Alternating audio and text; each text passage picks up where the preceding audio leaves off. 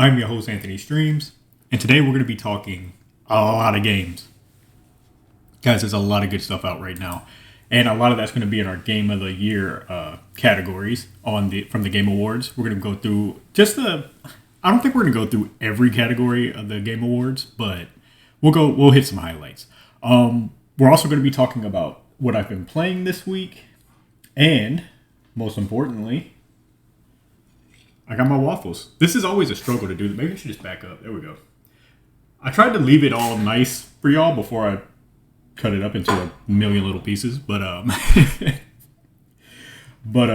yeah, I didn't want to be trying to cut through waffles while I'm live on the podcast. But nice. I also got me a cup of hot chocolate, so I'm feeling pretty good today. So I guess I'll start off with my week, which has been funny, right? Because I'm subscribed to Spotify. So it's the Spotify Wrapped time of the year. And so I just got my Wrapped playlist from Spotify with all the different music that I've been listening to, all the different genres, all the different artists. And this year for me wasn't a big year musically. I've been so into podcasts that I haven't been doing a lot of music. So what I do at my job, I'm on an assembly line.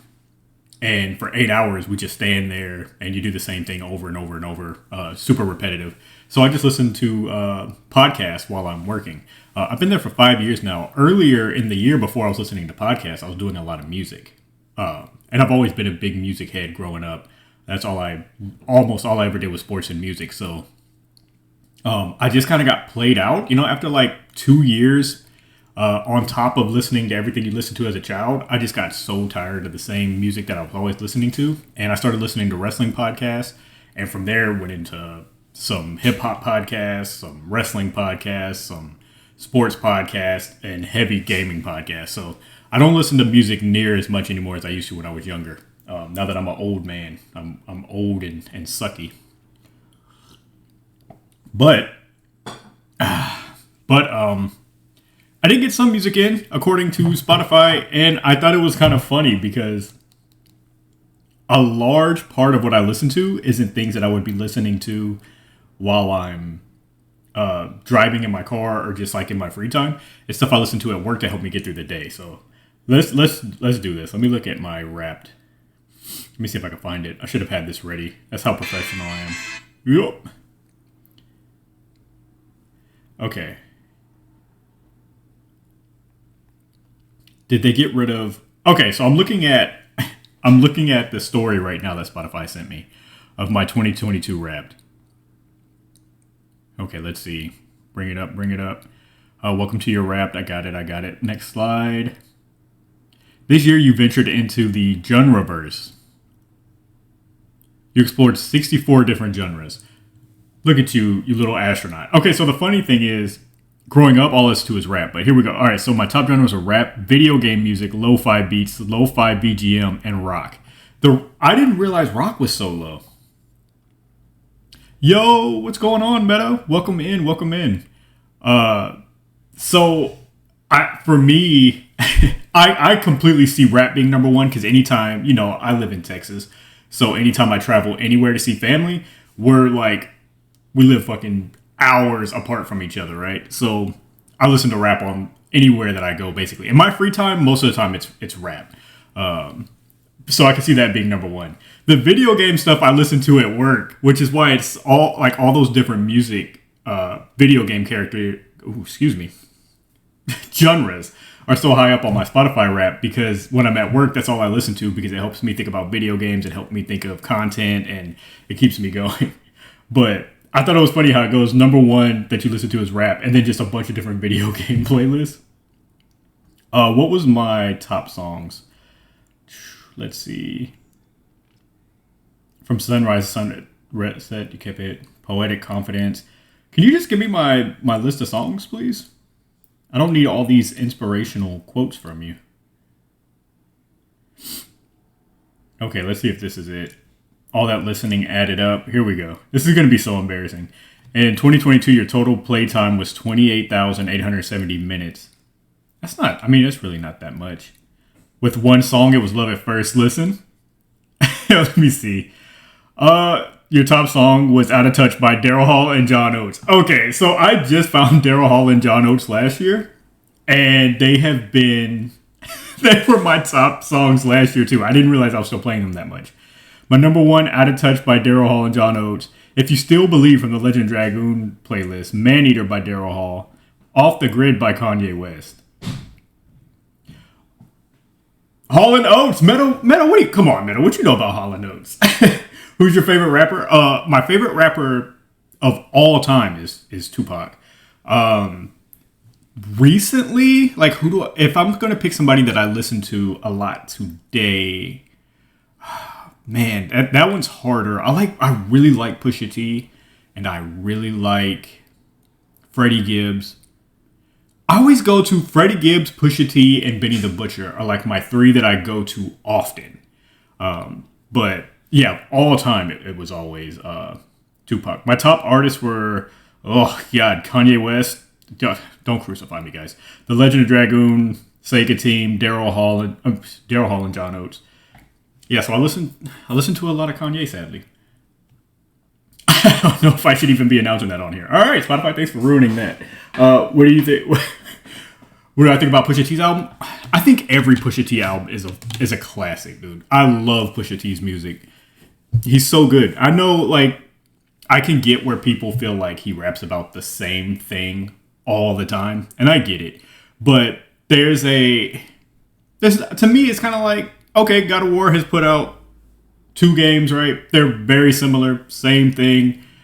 Now, of course, I'm not saying that one can't be better than the other. I haven't played either one of them all the way through, so this isn't a bash on God of War. But I'm saying, like, if he makes music for that, then, I don't see anything wrong with it. I mean, I think it's dope. He stays in his lane and makes really dope music.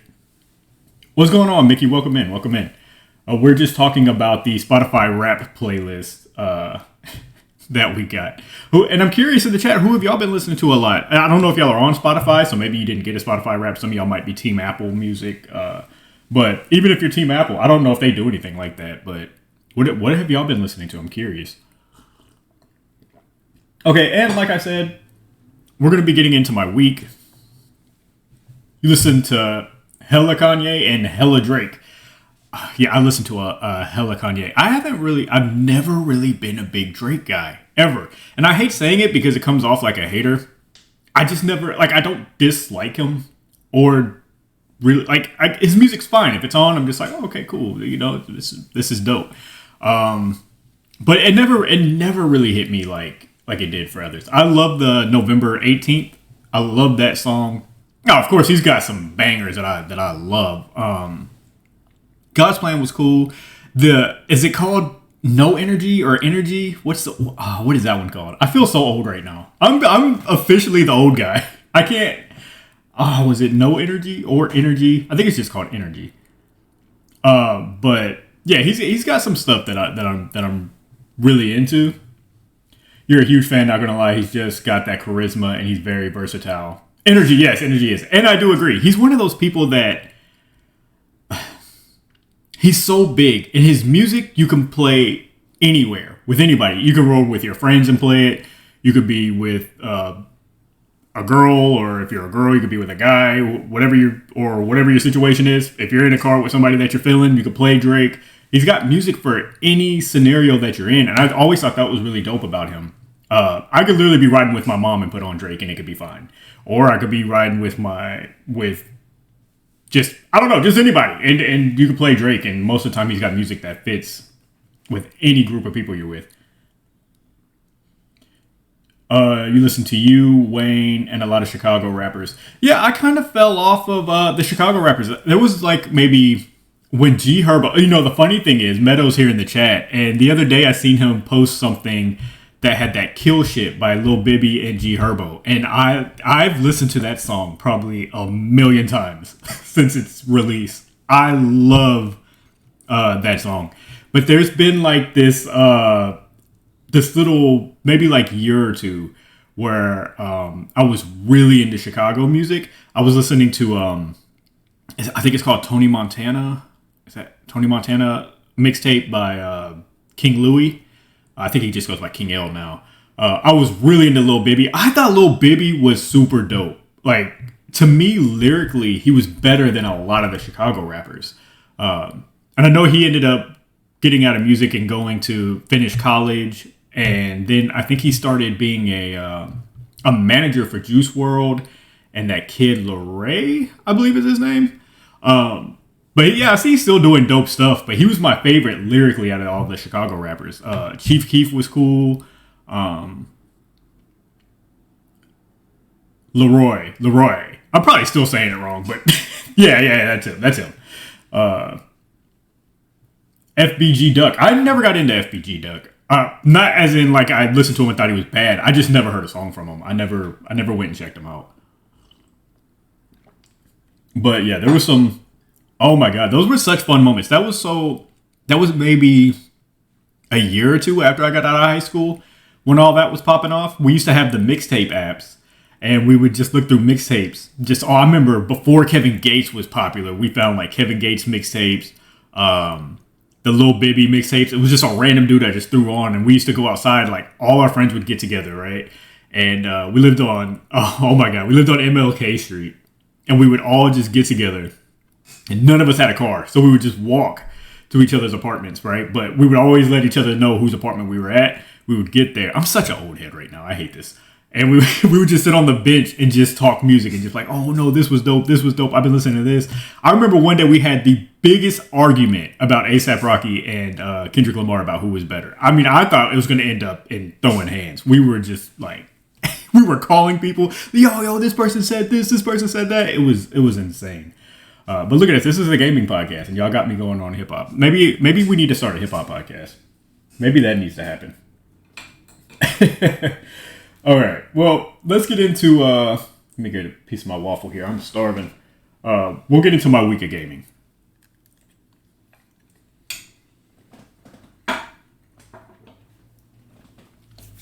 You said you love music?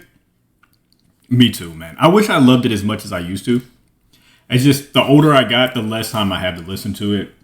And that's why I always say it's not like on no haters shit about like not listening to younger artists or anything like that. I just don't have the time that I used to have to listen to music. I'm always at this desk editing something. And when I'm not here, I'm literally at work. So I don't know. Maybe I need to find some, make some more time to check out some new stuff. But with that, let's get into my week of gaming. I need like a little sound thing, like dun, dun, dun, dun, or something more cool than that, of course. But maybe I need to put somebody on that. So let me know in the chat what y'all been playing this week. But I have finished Elden Ring on stream, and what a game, right? I don't want to get into spoilers of the game because I know that there's people who may still want to play it. It's still pretty early, and Elden Ring's such a big game. I know a lot of people kind of been waiting on it to get to it, and there's so much stuff out right now. So some people may not have gotten a chance to get to that game. So I don't want to ruin anything for anybody.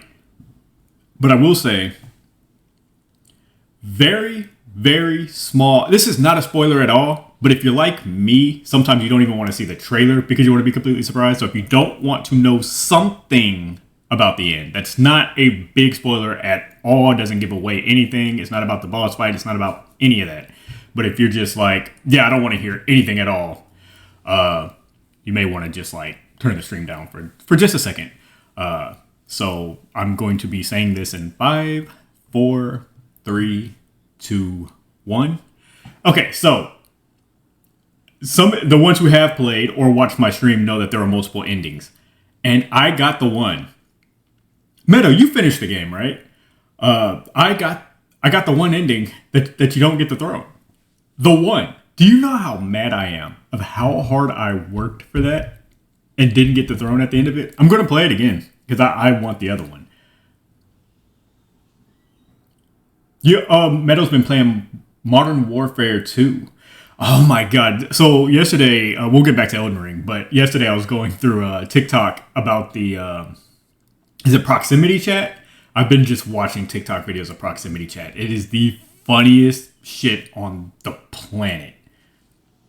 You rage quit Elden Ring. Wow, I thought you finished. Wow, okay. Yeah, I mean, I can see why you would rage quit. Towards the end, I got to where I was just. Now, I will say I've had help from Twitch streamer Laguna Peach, who is amazing. I actually don't know if that's her. Is she just Laguna now?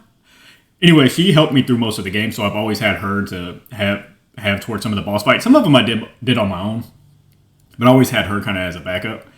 And towards the very end, I just started like summoning randoms, and so I had like super overpowered people and just got through the game. But I could definitely see why somebody rage quits. I could definitely see why somebody doesn't finish the game. But holy smokes, man, what a fucking game that is. What a game. It's just, I thought, okay, when I first started, I was like, man, this game is beautiful. I love the combat. I love the weapons. I love the exploration. The boss fights were cool. My little bit of disappointment was going into the dungeons and fighting multiple of the same boss. It just kind of felt like, oh, I'm fighting this for the fourth time. Like the big giant cat dude, the statue cat with the little torch or whatever that is that just jumps up and down. Like, oh my God. He's super early in the game, but right off the bat was like, yo, I love this design. This looks so fucking awesome. And then by the fourth time I fought him in different dungeons, I was like, oh, can we get something else, please? Like, I've seen enough of it. Mickey has been playing Madden and WWE 2K22. I love WWE 2K22. Such a good game. I've been going back and playing some of that too. Just little bits at a time though. I haven't been spending like large amounts of times when I sit down at it, but it's been fun. But yeah, so with Elden Ring, I just think that I wish every dungeon had a different boss. Maybe I'm asking for too much, but I just wish every dungeon had a different boss to it instead of seeing so much of the same one. Even though I guess the dungeons are really there more for the grinding. So I get why they did it. I guess like the boss inside of that dungeon isn't like the most important part of that dungeon. It's more the grinding and the items that you're getting by going through that dungeon. I don't know. I got tired of just like getting my hopes up. It was like, oh my God, what boss is in this dungeon? And you get through it, it's like, oh, it's them again. But just overall, I loved it. It may be the best game that I've ever played. I think that's kind of where I stand on it, but it's still super early, so I have super early bias of it. But I think so far it's the best game that I've ever played. But yeah, super excited about Elden Ring. I'm gonna run it back. Meadow, you should run it back, man. And Mickey, you should get the game. I think you would enjoy it. Okay. He says lies. Okay, so another game I've been playing is Sonic Frontiers, and we're gonna segue this. I guess we'll knock out two segments in one because I was gonna talk about should you buy Sonic Frontiers, and it's also in my list of games that I'm playing. I'm at the very end of it. I'm literally about to complete this game, but okay, this is gonna be fun. Sonic Frontiers has like this. It's not a perfect game, and it's a rough game. It's a really rough game. I'm not gonna lie to you. Like the sequence, like the action sequences could be bad because it's like, okay, I hit this little booster thing to go faster, and then halfway through the fast boost that you got going on, he just stops, like dead in the tracks. It just stops, like, almost like he hit a wall, and you just start running again, and then like it'll be like press square to hit this little target thing, and you'll bounce from this to this to this to this, and then hold R2 to land on this wall and climb it. But you'll hit like square, and then like the camera is everywhere, like moving around. It's almost like it's having trouble catching up to where Sonic is. So you're trying to look for the next place to jump to, and then by then it's too late and you're falling in water. It's just, I don't know, you fall off of that sequence so much. The sequence to anything is rough. Really, really rough in that game. I was just recording a video yesterday where you fight this boss fight named Caterpillar. And I say boss, it's a guardian. The guardians kind of just roam the map area, and you can defeat them to get these gears that open up portals, and those portals lead to like almost like a little mini game of the old Sonics where you could, the whole like collect the coins, go fast. Like the older Sonic games, those are what those portals lead to. Um, so I'm doing this fight and I'm recording on how to beat it. But okay, so all right, so here we go. You got this caterpillar, right? He takes you up into the air. Now the fight is in the air. There's two rails side by side. You're on the rail. He's in the middle of, I guess not in the middle, but why is it so hard to explain this? All right, he's here, and there's two rails around him. There we go. So you're on the rails around him. On those rails are blue spheres and red spheres. The red spheres, if you don't avoid them, they'll do damage. But you want to collect the blue spheres. Well, so you use your L1, R1 to go from rail to rail. So the blue sphere might be on the second or the first rail. So, you're using your L1, R1, avoiding the red sphere, getting the blue sphere. And he's also shooting a laser that you got to jump over.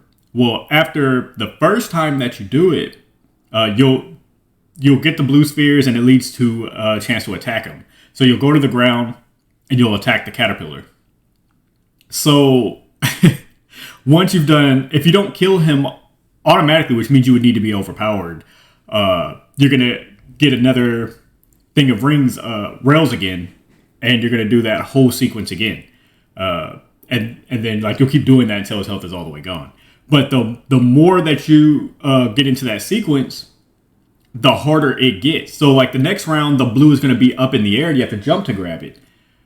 But the perspective of where it's at is so off. You'll be on the right rail, on the right side, and jumping for it, but you're not grabbing it. It looks like you're going through it. Well, that's because you have to be on the left-hand rail and jump to get it that way. But it looks like it's on the right just because the perspective is terrible. Oh my god, y'all have to see this fight. I'm gonna put the video out. But if you're playing Sonic Frontiers or plan to, you'll see what I'm saying by the caterpillar. You'll just be like, why am I jumping and not grabbing it? When it looks like it's literally above you, but the perspective is just off. So, stressful. Yeah, it gets nuts. But I do have a lot of good to say. It's a Sonic game, so it's rough, like the other Sonic games. Is there anything else I really wasn't into with Sonic? I will say the voice acting was a weird choice to me. Maybe that's a personal gripe, because I haven't heard anybody else complain anything about the voice acting. I don't think he's a bad voice actor. It just didn't feel like a Sonic voice actor to me. It sounded like somebody that should be casting for The Walking Dead or something. I don't know. It felt weird, but I'm starting to think maybe it's just me and what I think Sonic sounds like, because I haven't heard anybody else with any complaints towards what Sonic sounded like. But was there anything else really? Because y'all know me, I like to get the bad out and then we'll get to the good. I think overall, those were my biggest gripes about the game. Some of the missions are kind of weird. They'll tell you to talk to Amy. And we had this conversation on the last one, so I don't want to get too deep into it. But just talk to Amy here, and you talk to her, and then the next mission is talk to Amy again. But she's all the way on the other side of the map. And so you run to the other side of the map, and you do that, and it's talk to Amy again. And then she's all the way on the other side. But like I said, we talked about that the last time, so I don't want to get too deep into it. It's just kind of why am I running all the way around the map to do this? Hey, Tabby, welcome in. I work at my dog sitting job. Nice. Thank you for stopping in, Tabby. But let's get to the good. Here, you know what? I'm going to tell you right now. You should buy Sonic Frontiers. You should buy it. It's really, really good. It's a lot of fun. This is my biggest sell on it. It's a lot of fun. Like how she is faster than Sonic. She is. Yeah, she just teleports throughout the world. Super fast. You turn around and she's just gone. It's a lot of fun. That's my selling point on it. Look, guys, everything doesn't have to be a God of War or Elden Ring. That's my number one thing. This game is just fun. It's not amazing storytelling. It's not this the action's fun. It's not the greatest combat system in the world, but the action is fun. I think you'll have a good time, and it's not it's not as stressful as it sounds. I mean, now that caterpillar fight is probably the most stressful thing in the game. But overall, I think it did a really good job with making it just a fun game to play. So like I like that this is an open world Sonic game and they really need to keep doing it that way. And Mickey says that he'll buy it when it goes on sale. I actually think that's a perfect way to do that. There are this game, the Sonic Frontiers, and the Gotham, is it Gotham Knights is what it's called? I think so. The DC Gotham Knights game are both games that are fun, but if you want to wait for it to go on sale, completely makes sense. I completely get that. Because they're not, to me, they're not worth $60. They're not $60 games. But they're fun. And if your game is just like a fun, good game, it should be like $30. But I think the boss fights are really cool. They have cool looking guardians that I like that come with good fights. Like one of them, which was called the Squid. You have to, it leaves this trail behind it. It's like this long purple trail. And you jump up on the trail and you run towards it. And so while you're doing that, it's shooting these little fireballs at you. And you got to use your L1, R1 to switch lanes on that purple trail and avoid them. And when you get close enough, that the icon will pop up for you to hit square, whatever your action button is on your console. And you'll be able to attack then. And it's another one of those, like, all the little Guardian fights are like, if you don't knock it down in this first sequence right here, you're going to go back and you're going to do it again. You have to keep doing it until the health is all the way down. And they get a little more difficult every time. This one starts shooting more and more fireballs. But just overall, man, I've been having so much fun. It's so good. It is so fun. I love, okay, so another thing that I love about the game is that one of the portals is a fishing spot. And so far, this has been one of my favorite things of the game. You can go in here and literally just fish. Now, you have to have purple tokens to do it, which balances it from using that as a cheat to just get all the items that you need to complete the game. Because while you're fishing, what you're doing is getting golden tickets and tokens that you can trade for items that you need throughout the game. Like you can get the gears for the portal. If you don't want to fight the Guardians, you don't have to. If they're too annoying for you, none of them are too hard. But if the game is too rough and you're just you're just annoyed with trying to do whatever they're trying to ask you to do and it's not working out for you, you can just go to this fishing spot and just fish for it. You can fish for the keys, for the Chaos Emeralds, because you need to get the Chaos Emeralds. The way that you get them in the game is by completing the portals. Once you get through a portal, you'll get keys to unlock the Chaos Emeralds. If you don't want to do that, I mean, you can literally get the keys just by fishing. You can get gears. You can get the Cocos that you need. The Cocos would strengthen. You could give them to the Elder, I believe. Is it the Elder? I believe it's the Elder. And when you give it to the Elder, he raises your ring capacity and he raises your speed. So that's how you level up your speed and your ring capacity, is by collecting Cocos throughout the world and give them to him. If you don't feel like looking for the Coco, you could just go fishing for them and just go give him the Cocos and exchange it for the speed and the ring capacity. They have hearts, and I forget what the little blue, I don't know what the little blue, it looks like a berry. Whatever it is, you can collect those. The blue is for your defense, and the heart is for power. And you give them to this Coco guy, and he exchanges that for power and defense. And if you don't want to search for those, you can just fish for them. You can fish for rings. You can fish for your memory tokens. Your memory tokens are also a must. You get the memory tokens by completing those little series that they have, series of sequences throughout the game. So it'll be like jump on this rail and jump through the hoop and you know the whole thing. Y'all played Sonic games before. You know you'll grind the rail and it'll jump and press square to go here, and then you'll bounce to this or this or this. And if you drop the sequence, you're not going to get it at the end. But if you complete the sequence, you're going to get the memory tokens. The memory tokens are use to talk to Sonic's friends, like Amy. So like the first level is Amy, and you need those memory tokens to talk to her to progress the story. So you'll need to do those little sequences throughout the game. If you don't feel like doing them, you can literally just go fish and collect all the tokens you need to trade for memory tokens, and you can just go use them to talk to Amy. Tabby says, probably the first Sonic game I'm willing to play since Sonic 2. It's really, really good. I had to get the negative out of the way. Because, of course, it's not a perfect game. It has its bad. But to me, the fun overweighs all of it. It looks good. It looks like it looks beautiful. They did an amazing job on it. And we're going to talk about the future of Sonic here in a minute. But I highly, highly recommend it. If you want to wait for it to go on sale, that's completely fair because I don't believe it's a $60 game. But I'm not mad that I spent the $60, to be honest with you. I'm having a really good time with it.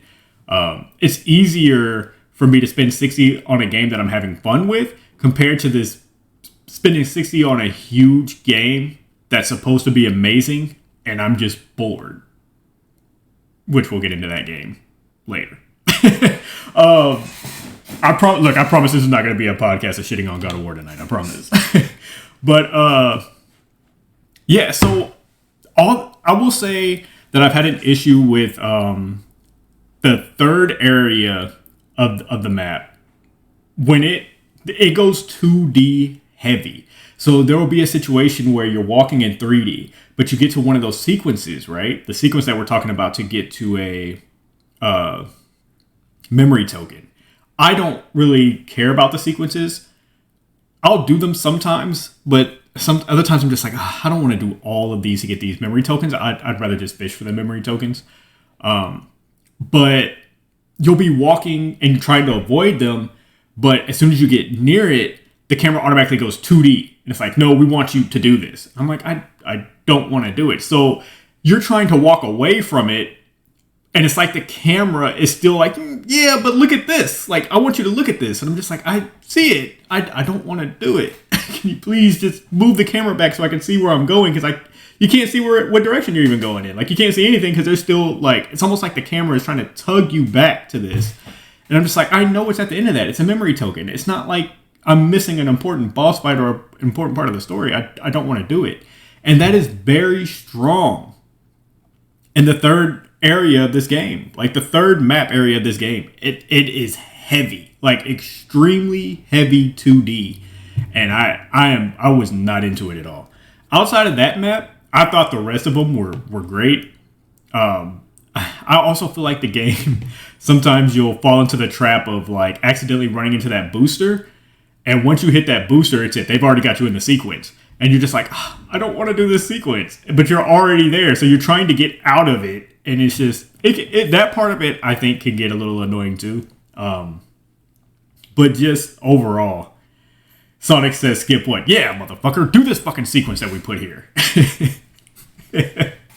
I don't know. It was weird. That only happened to me in the third area of the map where it was super just 2D dominant was the third area of the map. It wasn't for me. Maybe somebody else would feel different if they played it. But for me, I wasn't really into, like, I don't know. It was annoying because there were times where I put a mark of where I wanted to go. I was like, okay, I'm trying to go get this Chaos Emerald, or there's a Guardian over here that I want to fight, and I'll be heading that way. And once you walk by that sequence, it's like, yeah, I know you want to go fight that cool little Guardian over there, but this right here, there's a cool memory token here. And it's like, yeah, I got like 300 of them. I don't need it right now. I don't know. Just weird. It was so weird. I hate that level. And that's the one thing, because I want to play this game over. I'm probably going to play it twice because I want to do it again so I can make some more YouTube videos. And then I'm going to play it a third time on stream. I don't know when. That's probably distant future. But I would like to play it on Twitch stream because I had so much fun with it. So I have plans of playing this 2 more times. But every time I think about that third area, I'm just like, oh, I'm going to have to do that again. And I hated it. But overall, fun game. I don't want to say any spoilers, so I'm not speaking too much on any boss fights. The boss fights are fun. Once you figure them out, which I don't have an issue with that, all right? Sometimes I'm slow, and it takes me way longer than it should take me to figure out a boss fight. That's not on them. That's me. But once I figured out the boss fights, I was like, oh, this is fucking awesome, right? This is so cool. But that's a me thing, right? Most of y'all will probably play Sonic and be like, oh, okay, I should probably do this here. I don't like. Okay, here's my problem with games. Or here's my problem that I have gaming. I don't do well with multiple things on my mind at one time. So even with Elden Ring, when we used the Uchigatana and we used the Reduvia Blood Sword, I didn't want to change anything. I was like, okay, I'm comfortable with this. I know how to use them. I don't like change in combat, change, and I don't. And that's a me thing. I don't think games should stop doing that for me. Most people love that. Like, it's like, okay, now I can use a different. I don't. I'm just like, okay, let me just strengthen up my katana as far as it'll go. And I just want to, like, use this the rest of the way. We ran into bosses where the katana and the blood sword weren't going to help in any fights. And I was just like, damn, I got to change my weapon. So those who were there in Twitch, y'all remember we got to a boss fight with Guna. And she was helping us with a boss fight. She was like, you're not going to be able to use that sword here because it's not doing anything to them. And we were so deep into the game, I've never leveled up another weapon that I have. And she was like, you need to use that little spinning hammer thing that you have. And I'm like, oh, yeah, but I haven't leveled that up at all. It's a baby level. So I literally had to go get the things I needed to level it up just to level that sword up for this fight. And I was just like, oh, man. It was insane. But that's a me thing. Like I said, that's a me thing. And that's not good. I really need to get out of that. But I don't like too much on my mind, which is what's hard about Elden Ring. I don't do well. Y'all know my memory's bad as it is. Remembering one thing is hard. So, I don't know. But Sonic, there'll be times where I just want to do the boss fight the way that I've been doing. And then it'll be like, yeah, but here you kind of need to parry. And once you figure that out, you're like, oh, okay, this is easy and fun. Last thing I'll say about Sonic is that the moves in it, like you have a skill tree, which I think is really awesome.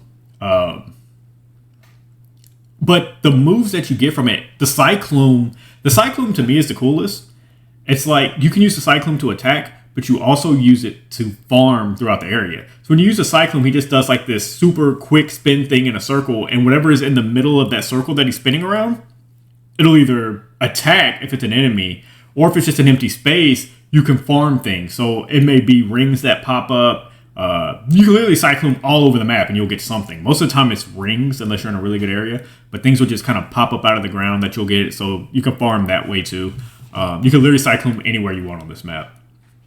You can Cyclone to activate things. It does a lot for you. The Cyclone is actually used quite a bit. Some of those moves I've never used. Like a lot of those moves in that skill tree, it doesn't feel necessary that you need them. They're there if you want to use them in a fight, but a lot of the fights you just don't need them. So a lot of them I haven't even learned, which is another thing that goes back to like the me thing of not.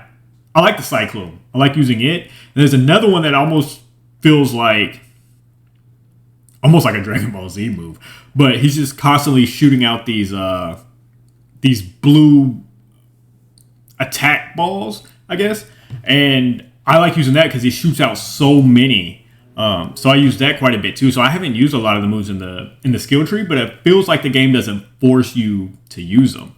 For me, that's good because I don't want that much on my plate. But I wonder how others feel about that who like the combat to switch up. Like, hey, here you should probably do this. Here you should probably do that. Even the main boss fights, when I say like they switch up, one of them I had to use parry. But outside of that, you can kind of still attack however you want to in the boss fights. They'll say like they'll do something like for this boss fight you kind of need to be grinding this or doing that, or like I said, do a parry to make him hit himself and stun him. But once you attack, you can use whatever attack you want. It doesn't feel like the game forces you to use those movesets that you're unlocking throughout the skill tree. Like I said, for me, I like that, but I am curious about how others feel about. I wonder if they feel like, why is the skill tree here if these moves aren't? I don't feel forced to use them. I also have a plate full of waffles over here that I have just not. Here's the hard thing about eating waffles on a podcast by yourself, right? So y'all know usually we have a guest, and when they're talking, a lot of times I can mute my microphone, and I can kind of eat the waffles while they're talking, and when you're alone, it's really hard to do that because you're just like, oh man, I'm starving right now. I really want a waffle, but this isn't just going on Twitch. So it's like, if y'all see me eating a waffle, you know I'm quiet for a second. But there's also an audio version of this where it's just like, where's the talking? So I'm just staring at a plate full of waffles that I really want right now. And my hot chocolate's getting cold. Okay, let's get into... I just want to talk about the future of Sonic, and then we're going to move on to the big game awards. Eat them! Okay, you know what? Just for the podcast here, I'm going to get a little bit of waffles in my belly. The chocolate chip too.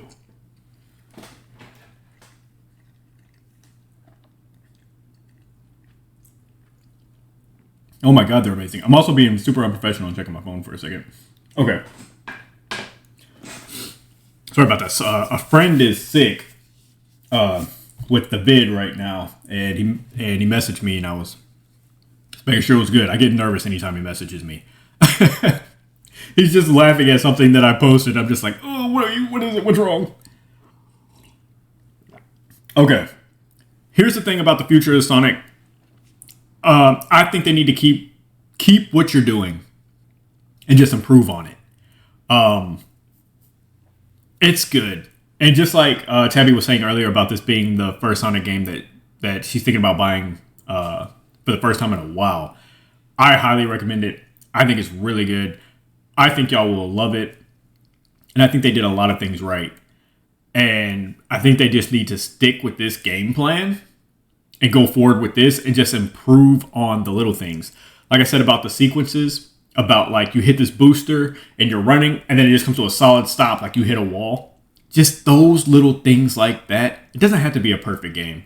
But if you're going to try to force us to do these sequences and you want them to matter, then make it to where when you're doing the sequence, we can do the damn sequence. Like, that's it for the most part for me. I think most of what they done was really good.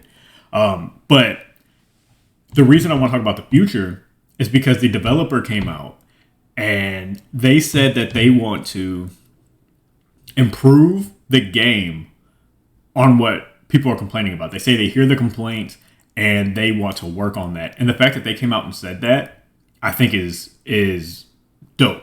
And I hope that they actually do it. I think that they're going to try to put out patches to fix up things inside the game and stuff like that. And I'm giving this game right now on a scale to 10. I'm really like 7.5 to an 8.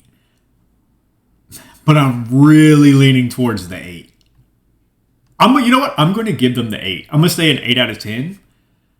If they fix these patches and stuff up, you're looking at maybe 8.5 to 9. 9 sounds really high, but I mean, I had a lot of fun with it.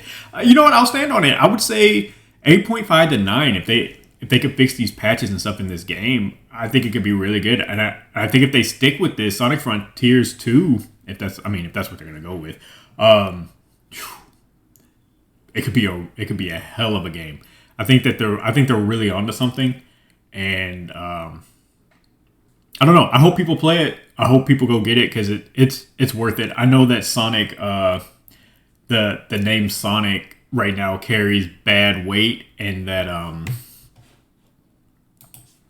a lot of people aren't really feeling it like that. But I don't know. I think they've done an amazing job, and I hope people go buy it. But with that, let's jump up to the game awards. How does that sound? Y'all like that idea? I like that idea. Let's do it. Okay. So I don't know how much of this we're going to actually talk about. There's a lot of categories here. A lot of them I don't care too much about. I guess what we could do, maybe we could just look at who's nominated and everything. We don't have to spend a lot of time on a lot of this. I don't know if we should save Game of the Year for last. I feel like we should. Because I have a lot to say about Game of the Year. Let's save that one for last, because I have a lot to say about Game of the Year. Okay, let's talk about Best Game Direction. So, we'll start here. Best Game Direction, and I noticed when I was looking through these yesterday that so many of these categories have Elden Ring, God of War, Stray, and Horizon. They're in a lot of these categories. Excuse me for a second. I'm about to grab some more waffles. I'm starving. And I almost thought about changing the title of this podcast. I was like, if I'm going to do it, I need to do it while it's still growing, because I've been making a huge change into my diet, and I was like, waffles every other Sunday. I don't know how I feel about it. I probably shouldn't be eating like that. I don't know. As of right now, it's going to stay, but I have been thinking about it. I got a nice fork full of waffles here.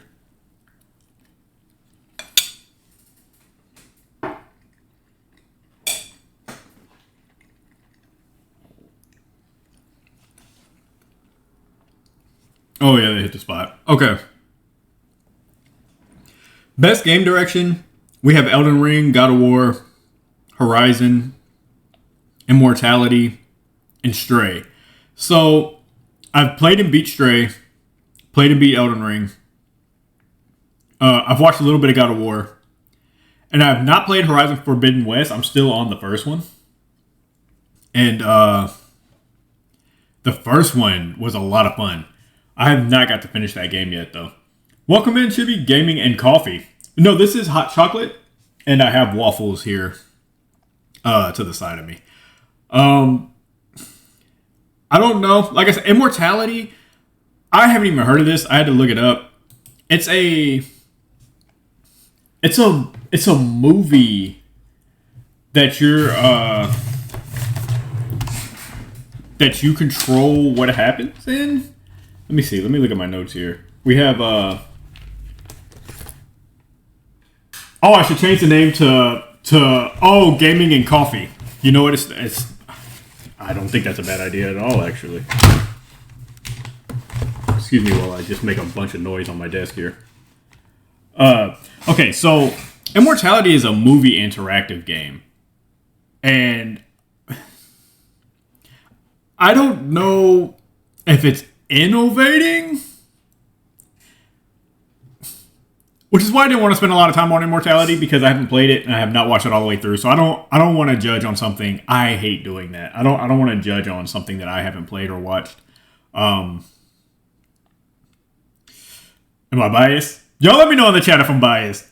Doesn't Elden Ring seem the most innovating out of everything on this list? Am I biased? Look, I understand the guy who loves Elden Ring wants Elden Ring to win every award in here, right? But was God of War that innovating? I'm being a hater, right? I'm being a hater. I don't know. I just kind of felt like Immortality and Stray didn't feel like the most innovating. I have not seen anything from Horizon Forbidden West, because I kind of been I've been avoiding, because I do want to play Horizon. I want to finish the first one, and I want to play this. Horizon looks so good, and the first one I was having so much fun with. Chibi says, you would say Stray is the most innovating out of this. Stray, you know what?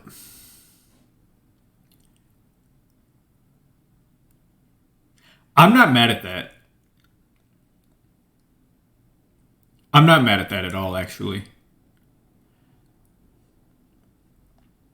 I would like it for Stray. I would like it. Okay, let's go to the next one. I don't know. I don't have an answer here. Like I said, I've not watched Immortality all the way through. I haven't seen nothing from Horizon Forbidden West because of spoilers. And God of War Ragnarok, I don't like speaking on because I really don't want to. I really don't want to be a hater. But from what I've seen, it looks. I'm trying to watch how I say this. As far as innovating, it looks a lot like God of War 2018. I don't see the big innovation in the game. But we don't have anybody here in the chat that has played God of War all the way through that can tell me why. So like I said, I don't really have. What other game can you play as a cat? True. I mean, isn't there like a cat dog game? Or you could play cat dog in a game. I forget which one it is. Does that count? All right, next category. Best narrative. Okay, I have a lot I want to say here though. A Plague Tale. I was watching A Plague Tale. That game looks cool. It looks really good. I don't know if anybody here has played A Plague Tale. It looks good. I want to play it. Elden Ring, God of War, which I think God of War is probably going to win. Horizon Forbidden West, and Immortality. I think God of War Ragnarok is going to win this. I think they'll. You know what? I really kind of feel like they're going to leave it out of God of War Ragnarok and A Plague Tale. I would not be surprised to see A Plague Tale win it, but I'm pretty sure God of War Ragnarok will get it because I know God of War has like this story that people are just really into. The narrative and storytelling in that people are really, really hype about. I could see that. I could see that winning. A part of me feels like they're going to go A Plague Tale. I don't know. It's just my gut of like. I don't know. That's my gut. I feel like they're going to throw that to A Plague Tale. I'm not here to argue for Elden Ring that it should win Best Narrative. But there is a thing going around that Elden Ring doesn't have a story and that it doesn't have a narrative and it shouldn't be in this. And I strongly disagree with that. Of course, the biased guy. But no, I'm not saying that it should win the best storytelling in a game or narrative. But Elden Ring has made their game challenging. They made it challenging gameplay-wise, and they made it challenging story-wise. They want you to find the story in the game. You can collect the story by talking to NPCs, finding these places, traveling and venturing through. If you run through the game, you're not going to find the story. But there's story there to be told. That may not be your favorite way of a story being told, but storytelling isn't just cutscenes, which is why I strongly disagree with people who are saying this, that there's no narrative to Elden Ring. There is. There is a story in Elden Ring. Did I find it while I was playing? No, because I had no desire. I didn't really care. But there is narrative in there. If you want to know the story, you can talk to the NPCs. You can get it. I've talked to a lot of NPCs, and I didn't understand shit they were saying. That's me. I don't watch movies from this era. I didn't really care about Game of Thrones. Literally the only thing I've seen of Game of Thrones was the last season. I know this is going to stun a lot of people, and it's going to come off super hypocritical because I love Elden Ring so much. But the whole knights, armors, kings and queens, and swords and shields and dragons, I never cared. I know that's super unpopular, especially in games because that's most. I just don't care. I've never been into it. I've never seen dragons and we're like, oh my god, I cannot wait to fight this dragon. I'm just like, oh, it's a dragon. I don't know. That's a me thing. It's always been me. I was never into the movie 300. I don't know. God of War or Horizon make you follow the story, whereas Elden Ring, you don't have to play the game. Yes, exactly, Chibi. But the story is there if you want it. And I think the story is really cool. So what I did was after the game, after I beat it, I went on YouTube and looked at videos explaining the bosses and where they came from. And I learned it that way. That was how I chose to do it because, one, it's already a long game. I didn't have time to explore every inch of this to get the story out of this. And like I said, most of the time with the way that they speak during that time period, it goes in one ear and out the other. I never catch on to what they're saying. They'll speak like It's like, ooh, when the sun rose and the wind blew, the demon tree grew and the souls did this. I'm just like, can you please just tell me what you're saying? Because I don't know. I can't put it together in my head. I don't know what you're saying. but so a lot of that time it just goes in one ear and out the other. So like at the end of the game, I went on YouTube and because I was kind of interested in the boss fight and where they came from, and I was like, oh, there's a whole family tree here. Like it started making sense the more we go. But there is definitely a narrative there. There's nothing wrong with the way they told the story. There's more than one way to peel an orange. Is that true? Actually, I literally just made that up on the top of my head. I don't know if that's true. Can you peel an orange more than one way? I don't know. Who knows? But it's a thing now, right? That's definitely a way to tell a story in a game. It does have a story, whether you believe that it's the most outstanding story in this list of games is up to you. I kind of think they're going to give it to a Plague Tale or God of War Ragnarok, but Elden Ring does have a narrative. It's there if you want to get it. If you don't, you don't have to. The game is enjoyable without the story part. So I don't know, but there is storytelling and narrative in that game.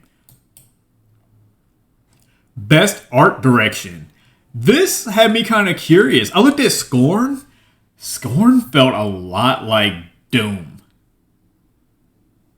And that's all I really got for that. I was super uninterested when I clicked on it and was watching it. I was like, I don't even think I can watch an entire stream of this. It doesn't look like anything that I care about. But I did see where like they have weapons that are made out of like the skin and the bones that look kind of cool. I don't know. It just felt a lot like Doom in a way. It looks dark and bloody and gory, and I mean, it's cool. I just don't think it would be a game I would play or watch somebody play all the way through. But there are elements of it that look kind of cool. You got Stray, Horizon. Remember I told y'all, Elden Ring, God of War, Horizon, and Stray are in a lot of these categories. But yeah, artistic design. Like I said, I haven't played God of War. It looks amazing though. Horizon looks amazing. Stray looked beautiful. Elden Ring looked amazing. I don't know. They all look dope. Best score in music. I have zero opinion on this. The only thing I've heard music-wise out of any of this is Elden Ring, and it didn't like blow me off my feet or anything like that. It was fine. But I don't know anything. Metal Hellsinger and Xenoblade Chronicle 3. I don't know anything about the music. I know a lot of people are into the composer, though, for Xenoblade Chronicle 3. So I know that's a big name composer, and a lot of people are into him. Or them. Best audio design, another one I don't really care too much about. You got Call of Duty Modern Warfare 2, Elden Ring, God of War Ragnarok, Gran Turismo, and Horizon Forbidden West. Best performance. Okay. This one here, there's 3 ways I see this going. A Plague Tale, Charlotte McBurney, she did a really good job in A Plague Tale.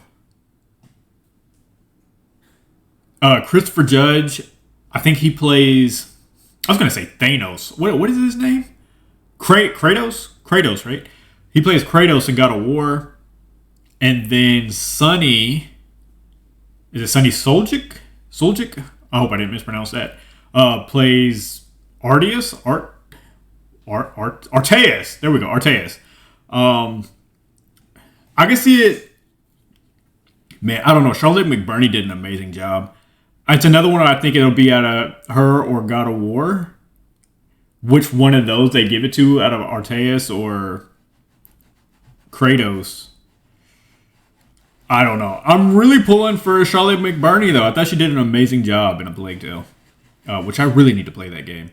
Yeah, I don't see Ashley Birch for Horizon really winning that, or Man Gage from Immortality.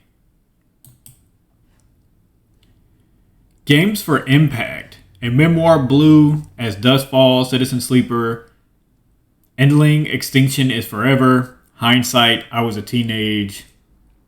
Oh, wow. Exocolonist? I hope I said that right. I haven't played any of these. It's for a thought-provoking game with a pro-social meaning or message. Yeah, I haven't played any of these. I'm curious if anybody else has played any of these.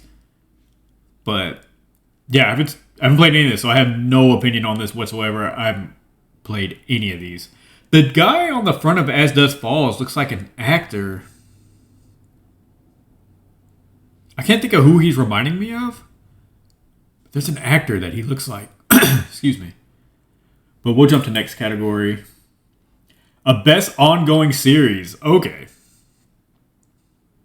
Apex Legends, Destiny 2, Final Fantasy, that's 14. Fortnite and Genshin Impact. Y'all know me. I'm Team Fortnite all the way. But I'm curious of who they would give it to. So I don't think they're going to give it to Fortnite. I kind of feel like they're going to go Destiny 2 or Final Fantasy 14.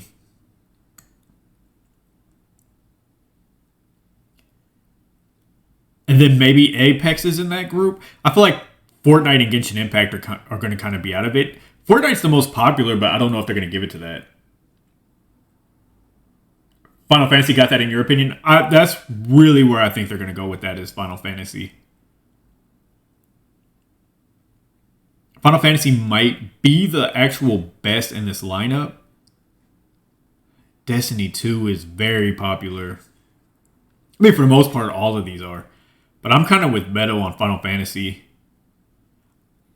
In my opinion, I go Fortnite just because I have more fun. It's not the best game out of this lineup, obviously.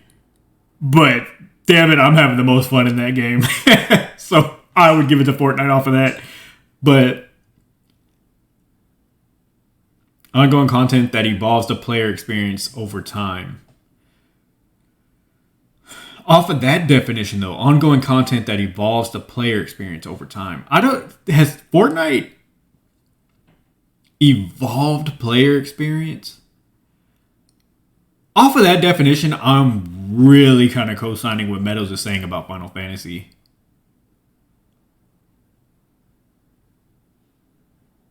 And yeah. I think off of that definition alone, I kind of feel like Final Fantasy 14. Best indie game. This is probably the best lineup out of every category on here. So I took a picture of this screen yesterday and sent it to Tabby because she has played 4 out of the 5 on here. I've only played Stray. I have watched Code of the Lamb. I've watched Sifu. And I've watched Tunic. I don't know anything about Neon White. I haven't played it. I haven't watched it. I don't know anything about Neon White. Final Fantasy is the GOAT. Final Fantasy, it was a lot of fun. I wish I had more time to play it. Like I always say, just $14 a month, I think was what it was. For a game that I just didn't have the time to play like that. I couldn't keep spending that much on a game that I just can't sit down and play often. This right here. Okay, so here's what I was telling Tabby. We had a great conversation about this. I won't repeat what she said because I don't know if she wants that out there. But, I mean, it's not, of course, not anything bad, but I don't like speaking on what other people say in messages. But, Stray has to win. And here's the reason why. Stray has to win because, actually, you know what? I can fix my camera for y'all. There we go. So y'all can see the games better. I wonder how much y'all weren't able to see because of that. Stray has to win because it's up for Game of the Year. And how can you have a game, an indie Game of the Year, then lose to one of these games, but also be up for Game of the Year? Can you do that? I'm trying to see where that would make sense. It just kind of feels like, well, if this game was a better game than Stray, how come it wasn't in Game of the Year? And that's where I kind of feel like Stray has to win this. You can tell them what. Okay, all right. As long as you're fine with it, I don't like speaking ever, whether it's serious or not. I just don't ever speak on what people say in messages. That's I always leave anything message related private. But oh yeah, so Tabby kind of feels like I think she went with Sifu. And she was kind of saying that if you're an indie game of the year, or if you're in game of the year, you shouldn't be allowed an indie game of the year. And I'm kind of on board with that. Because it's kind of like you've backed yourself into a corner that you have to pick Stray. Because let's say they give it to Sifu, and it's kind of like, well, how come Sifu wasn't nominated for Game of the Year? I mean, just because you win Indie Game of the Year don't mean you should be nominated for Game of the Year. But if Stray is nominated and it's better than Stray, why is Sifu not in the place of Stray in Game of the Year? So it makes it weird, but the sad thing is if you do that, then let's say Stray loses Game of the Year, which it's going to lose, and then it's not an indie Game of the Year, you kind of like knock them out of something they deserve to have won. Because I can easily see Stray winning Game of the Indie Game of the Year. I don't know. I feel like you back yourself into a corner and you have to give it to Stray. And in this scenario, all I've played out of this list is Stray, but I've watched Sifu, Tunic, and Cult of the Lamb. They're all good. This is a hell of a category. I can't wait to see this. I'm gonna go Stray just because I feel like you backed yourself into a corner. And if you don't pick it, it makes zero sense for why Stray's in Game of the Year. But honestly, whoever they give it to is deserving. And I need to look into Neon White. I'm kind of curious of what's going on with Neon White because I've never heard of this. It looks cool off the design on the front cover. It's something I would look at the cover and be like, oh, this looks interesting. But Sifu was cool. Stray, Tunic, Cult of the Lamb, those were cool looking games. I'm excited for this. But I'm going to go Stray. It's the only game I played, and I had a really good time with it. It's an amazing game. Oops, excuse me. And I don't know. I liked it a lot. And then the rest, like I said, I watched, and they're good too. But I'll go Stray. I feel like you backed yourself into a corner. Best mobile game.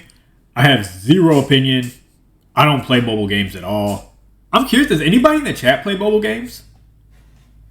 Apex Legends Mobile, it just feels hard. Like Apex Legends Mobile, like how do you play a shooter game on phone? I don't know if I could do it.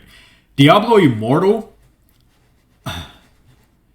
that's like a real popular mobile game. Genshin Impact, Marvel Snap, and Tower of Fantasy. Like I said, I can't give a lot of opinion because I don't play mobile games, and I don't really hear mobile games talked about a lot other than Marvel Snap. I know a lot of people who are addicted to Marvel Snap. Like, a lot of people have been talking about Marvel Snap. Popularity-wise, I can see it going to Marvel Snap off of that alone. I've only played Genshin Impact on PC. I don't know how you would do that on mobile. That's how I'm looking at, like, all of these games other than Marvel Snap. I'm looking like, how do you play Apex on mobile? Genshin Impact looks like it'd be tough on mobile. Diablo, I think, is a pretty popular mobile game, though. I think a lot of people play that on mobile. Do they not? I've never heard of any of these as far as mobile game. Of course, I've heard of Genshin Impact and Apex Legends. Marvel Snap and Diablo are the only ones I've heard about people playing on mobile. And Marvel Snap is very popular. Now, Sue, what's going on? Welcome in. Okay. Enough of mobile. Best community support. Recognizing a game for outstanding community support, transparency, and responsiveness, inclusive of social media activity and game update patches. This is where Fortnite. Natsu, thank you for the follow. Welcome in. I've been following you on TikTok and Instagram for a while, but I'd stop by a stream. Well, thank you so much for stopping by. We're actually doing a live podcast right now. We're talking about the Game Awards. But thank you for that follow. I appreciate that. Welcome in. Thank you for following my IG and my TikTok. I knew the name sounded familiar. I thought you were already following me. When I read Natsu, I was like, that name sounds very familiar. Um, this feels like the one Fortnite could win. Transparency, responsiveness, including social media activity, is a big social media activity, and game update patches is huge for Fortnite. I've heard of No Man's Sky. Final Fantasy is another one for this. Destiny 2 and Apex. This one's a little harder. Are these the exact same? Well, almost the exact same games that were for. Oh, thank you for gifting that to a subscription. Thank you so much.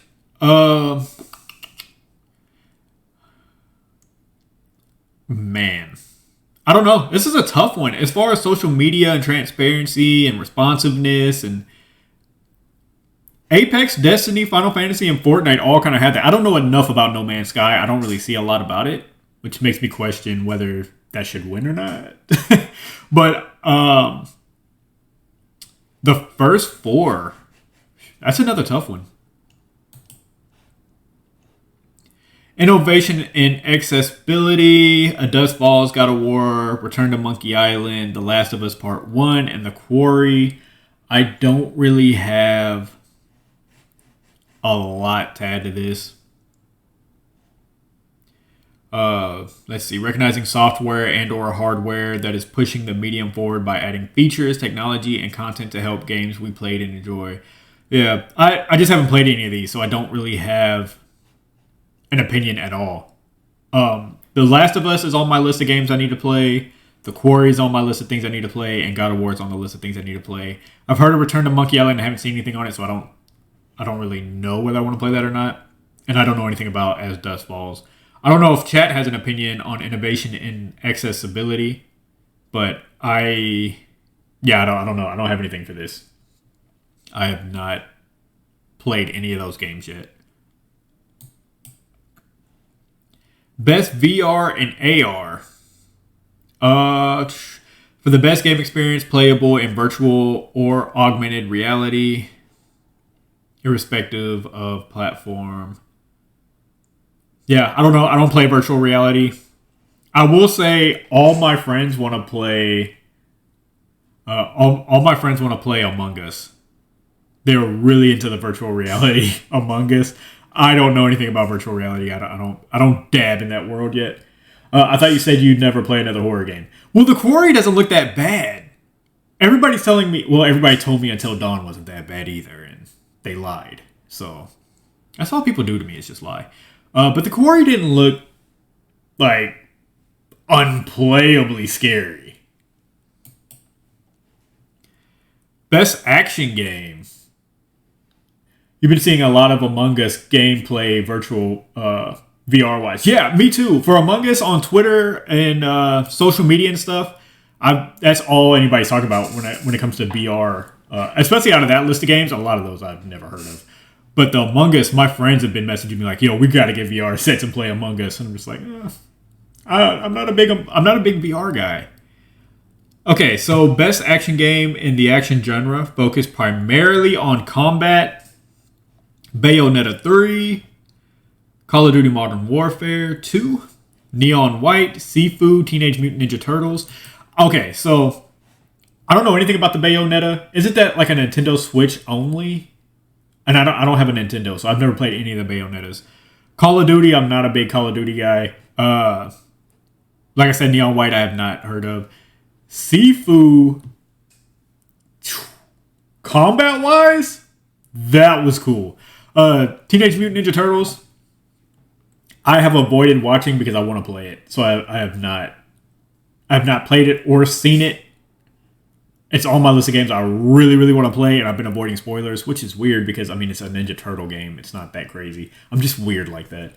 You haven't played any of those yet. Modern Warfare is on my list, though. Yeah, I gotta get Call of Duty. I have to get it because my friends get every game that I asked them to get. And the only game they asked me to get is Call of Duty. They got Fortnite, so we could play Fortnite. They got Fall Guys. They got all... I mean, granted, the games I asked them to get were free, except for Dead by Daylight. But they're just like, we really want to play Call of Duty with you. I'm like, okay, I'll buy Call of Duty. So I eventually have to get it. You're not big on VR either? Yeah, it's not my thing. It's not that fun for me. But shout out to people who do like it. Yeah, so I've been avoiding Teenage Mutant Ninja Turtles. This is another one where I kind of feel like I shouldn't have a strong opinion on because the only game that I've seen anything of on here is Sifu and Call of Duty. So based off of only what I've seen, I think Sifu is a really strong combat game.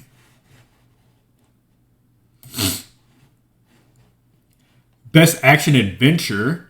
You have God of War, A Plague Tale Requiem, Horizon Forbidden West, Stray, and Tunic. Stray and action adventure. I don't know if I would have put that in there. For best action adventure game, combining combat with transversal and puzzle solving. Oh, puzzle solving counts for it. Okay, so it's more than just the actual combat part of it. It's just weird because Stray doesn't have very much combat at all. That in Sifu is amazing. The combat in Sifu is amazing. Yeah, I agree. Like I said, unfairly because I haven't watched any of those other ones like that. But Sifu, it feels hard to beat combat-wise. I don't know the level of combat in Tunic either. Stupid speech to text on my phone. I just suck at typing, so when I type mistakes, it just me just doing a terrible job of typing. I'm gonna assume Tunic has a lot of combat because it has a sword and oh yes, yeah, okay, yeah. Tunic, Stray feels kind of out of place here because it has a lot of puzzle. It has almost zero action though. There's not a lot of action in Stray combat wise. I don't know. It's kind of weird. The puzzle solving is dominant in Stray, but I'm walking two dogs in the snow, so it's impossible to type. I bet your fingers are frozen right now. That as cold as it is out there. Whew. Yeah, I don't know. Combining. The word combining to me is why Stray can't win this. Stray looked so good on a walkthrough. I was watching Miss having a PS4. It is. So I've played Stray. It's really good. But for this list, the word combining combat with transversal and puzzle solving is why I don't feel Stray can win this. There's not a lot of combat almost at all in the game. Like, it's very heavy puzzle. But when you use the word combining combat, combining combat with transversal and puzzle solve? I don't know. I think the word combining kind of throws Stray out of this. There's not a lot of action at all in that game. Tunic, I think Tunic would be... you gotta go Tunic on this. I think they go Tunic for combining combat and with transversal and puzzle solving. I think you gotta go Tunic. But Stray is a really good game. It was a lot of fun. Best role-playing. Elden Ring, Live Alive, Pokemon Legends Arceus, Triangle Strategy, Xenoblade Chronicles 3. Xenoblade Chronicles 3, I don't have a Nintendo, so I can't play any of the Xenoblade Chronicle games. It looks really cool. I was watching a little bit of the playthrough from Xenoblade. It looks cool. I've never played Triangle Strategy or Live Alive, but I've heard a lot about them. I don't have a Nintendo, so I can't play Pokemon, but man, Pokemon was a mess. Another one that was like a mess, and it was rough, but people had a lot of fun with. I would say Pokemon, Sonic, and Gotham Knights were like the three games that were like, they came out and they were rough, but they were pretty fun. Like, people had a good time with them. For the best game design with rich player character customization and progression, including massively multiplayer experiences. Yeah, I don't know. That's another one I don't know. I'm going to go Elden Ring because I'm biased. I'm joking on that. Best fighting. For the best game designed primarily around head-to-head combat.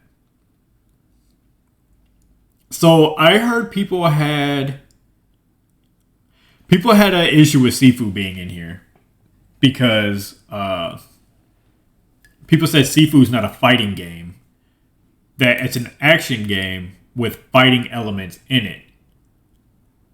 And I don't know. I'm curious. I'm curious to how people feel about that. But I've heard people are kind of upset about Sifu being in this category because it's not a fighting game, is what people are saying. They're saying it's an action game with fighting elements in it. That sounds kind of ridiculous. But okay, so you got DNF Duel, JoJo's Bizarre Adventure All-Star Battle, The King of Fighters, Multiverses, and Sifu.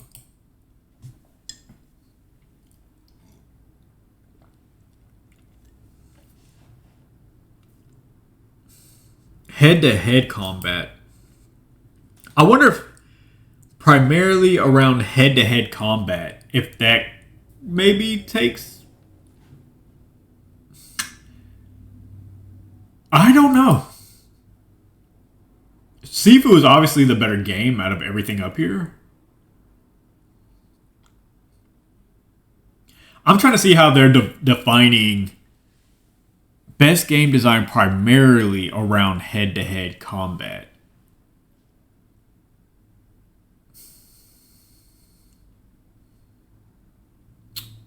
Yeah, I don't know. I think that's kind of nitpicky because goal of every level is to fight.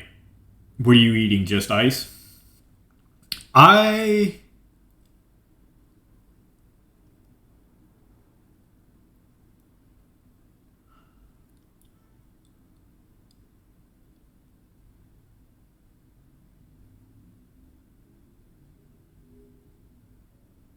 Some of that I was talking to the dog. I love it. I love it. I definitely agree. I don't get how it's not a fighting game. It goes back to what I was saying about Elden Ring and the narrative thing about it doesn't have to be told one way. Like, just because it doesn't have a bunch of cutscenes doesn't mean it's not a narrative game. I kind of feel like just because it's not pick your fighter, play this fighter, I don't think that should mean it's not a fighting game. And it says primarily around head-to-head combat. That doesn't mean it has to be. It just makes it hard because Sifu would be a better game than all of these, right? But if you're judging it, but when you got 4 of them where it's kind of like... Multiverses is such a different game than Sifu. I would give it to Sifu. I'm trying to think of how they're going to go with this.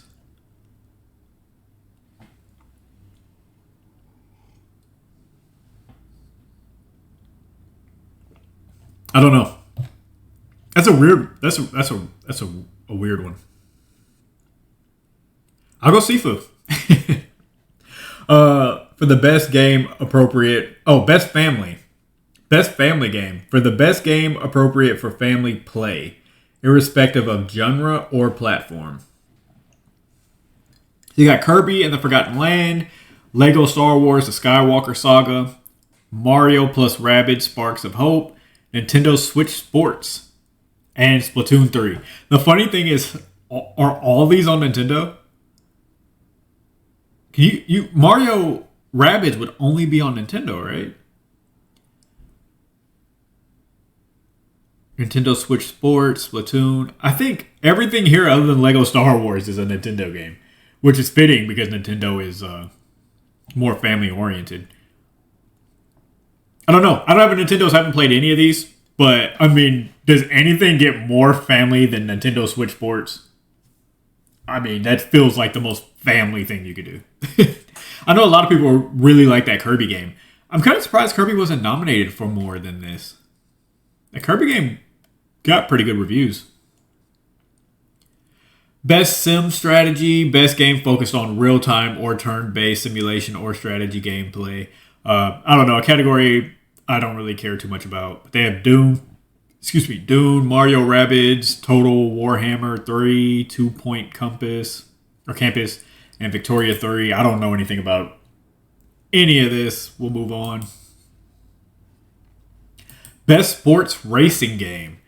F1 22, FIFA 23, NBA 2K23, Gran Turismo 7, Ollie Ollie World. I feel like they're going to go Gran Turismo 7. But I know Ollie Ollie World, a lot of people had fun with. But I think that one's clearly Gran Turismo 7. Best multiplayer. You have Call of Duty, Multiverses, Overwatch 2, Splatoon 3, Teenage Mutant Ninja Turtles. Here, I think they either go Splatoon 3, Overwatch 2, or Call of Duty. Man, Call of Duty's big right now.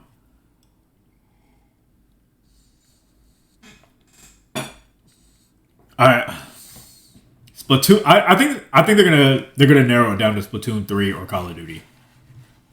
That's what I think. But Overwatch 2 is big too. Those were Splatoon 3, Overwatch 2, and Call of Duty were huge this year. Content Creator of the Year. I mean, look, if it's not Tabby, do we care? All right, if it's not Tabby Cat, we don't care. We don't watch y'all. We'll skip. Best Debut Indie. Another one. Okay, you got Neon White, Norco, Stray, Tunic, Vampire Survivors.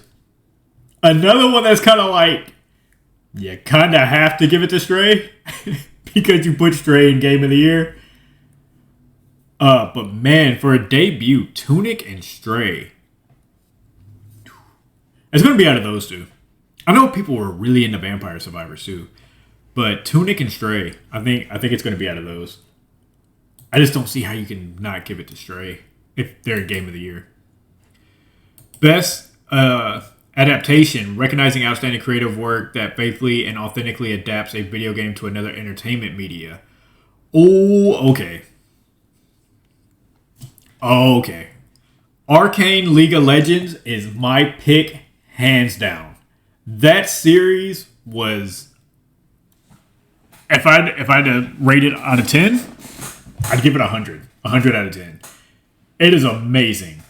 And I loved it so much. I was so mad when I got on Fortnite one day and I seen Powder, the girl with the blue hair there.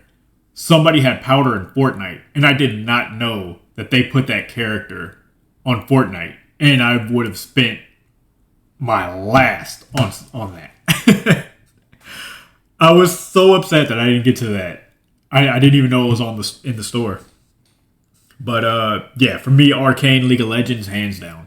But Cyberpunk Edgerunners is really good. I haven't finished it yet, but it's really good too. The Cuphead show, I watched a few episodes of. It's very entertaining. I like it. Sonic the Hedgehog 2. I enjoy the Sonic movies. I mean, I don't think it's the best thing on this list. Uncharted, I didn't even watch. I don't really have like a desire to see Uncharted, really. I guess if it happens, it happens. I don't know. I've never even played the Uncharted games. But I'll go... I think Arcane has to win. But Cyberpunk... Cuphead... The Cuphead show is really good. I enjoy the Cuphead show. I just don't think it's going to win out of this group. Cyberpunk, I think, runs a close second. But Arcane is... The Cuphead show is so good. I am on season 3 and it just feels like keeps getting better with each season. Yeah, I'm only like 2 or 3 episodes in, but it's good. I really enjoy it. The Cuphead show is fun. I like it. But Arcane is a different animal. It really is. Cyberpunk's pretty good too. But I did enjoy the Sonic movies. But I don't even think Sonic the Hedgehog 2 is better than 1. And I don't think it's better than almost anything on this list. So, I don't know. I'm going to go Arcane. But people should definitely watch Arcane, Cyberpunk, and the Cuphead show. They're really good. Most anticipated game. It has to be Legend of Zelda, right? Final Fantasy, Hogwarts Legacy, Resident Evil 4, Starfield, The Legend of Zelda, Tears of the Kingdom. I think they're going to give that to Zelda.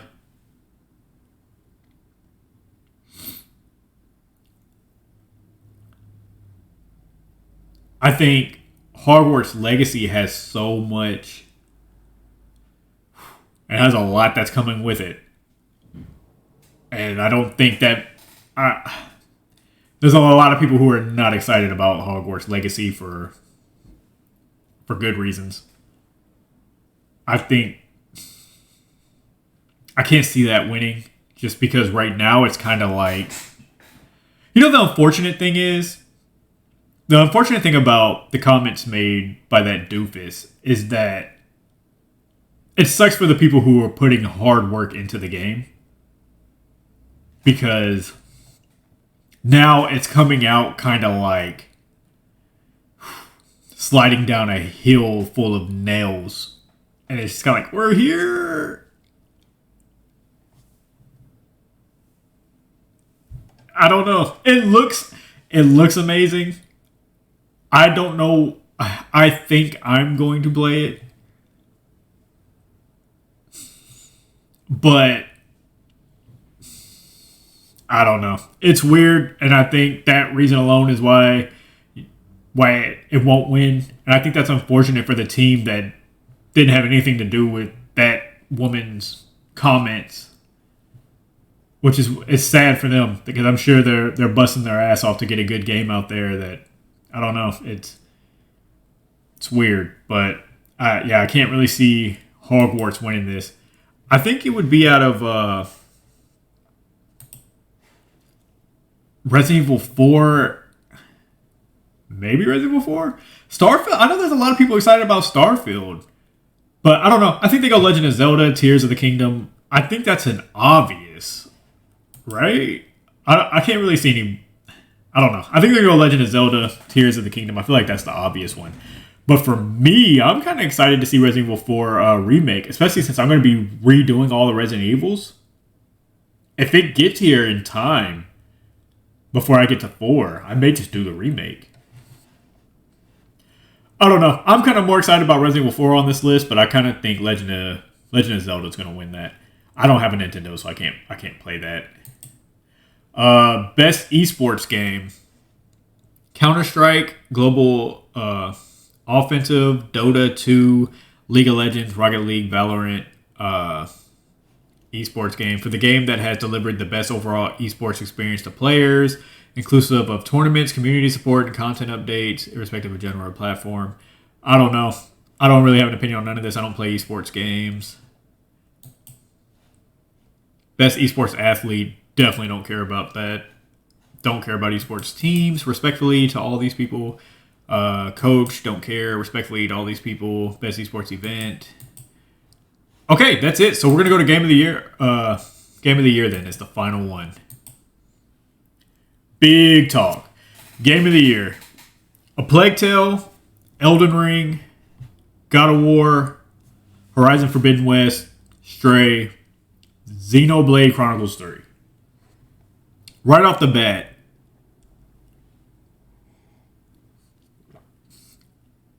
I was going to say there's two you can knock off right off the bat. Stray and Xenoblades are not winning this. But really, you can knock 5 or 4. Let's be real. We're here for 2 of them, Elden Ring and God of War. A Plague Tale looks amazing. I had a lot of fun with Stray. There's a lot of games on this list better than Stray. Xenoblade, I don't even... No. Okay, so, let's focus on the 2 then. Let's just talk about Elden Ring and God of War. Congratulations to everybody in here, though. I know there's a lot of hate for Stray and Xenoblade, but I think it's dope that they're in here. The people who published Stray, Blue 12 Studio, this is their first game, and it's up for Game of the Year. And there's 2 awards they should win based off of it being in Game of the Year. So, what a year for them. So, shout out to Stray and Xenoblade. The funny thing about Horizon is it always comes out, and then there's like a gigantic game that comes out right after and stomps on it every time. And it sucks because Horizon's such a good game. It's like, can you just pick a year where like Elden Ring and God of War is not out so you can get this award that you deserve, a Game of the Year? But man, I can't wait to get to Horizon Forbidden West. I really need to finish the first one. Okay. We have said over and over again why I think it's Elden Ring. I don't want to talk too much on Elden Ring. I want to talk a little bit about God of War. Because to me, the game of the year is Elden Ring. In the chat, if you have one here that you think is game of the year, definitely let me know. I forgot to put a poll out like on Twitter and stuff like that to see what people thought. I should have done that. But that's what happens when you procrastinate until like 9 o'clock last night to start doing all this. The crazy thing is, all right, so our podcast is every 2 weeks, and I still waited till last minute last night to get my show notes together. Okay. Here's my thing about God of War.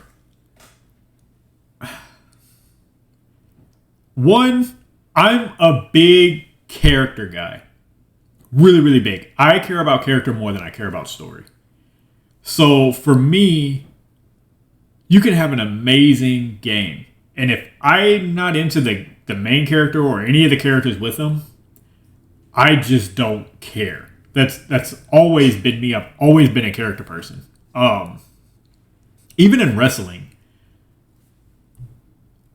people know I'm a huge wrestling fan. I need to be drawn by the character that you are, right? So a lot of my favorite wrestlers have like the over-the-top character thing, right? It's kind of like Seth Rollins. When Seth Rollins, he was always an amazing wrestler. Like inside the ring, one of the best. When he turned heel and did the Messiah gimmick, where he was coming out like he was like the Messiah. He was like Jesus, and he was like, and everybody hated him because he was playing on that. And so he was getting all the boos, and he was like laughing at everybody. And I was like, I love this character. I love this. So I'm like that with games too. So like I said, with Seth Rollins being one of the greatest in-ring, like his in-ring performance is like head and waters above most wrestlers around the world. But I cared more when the character was over the top. When he was coming out with the white robe and the man bun and the long beard and just, he was the Messiah. I was like, oh my God, take my money. Asuka, it's why I like Asuka so much. I love character. And I care about that more than I care about the in-ring wrestling. I want the in-ring wrestling to be there, but I need the character. That's how I feel about video games.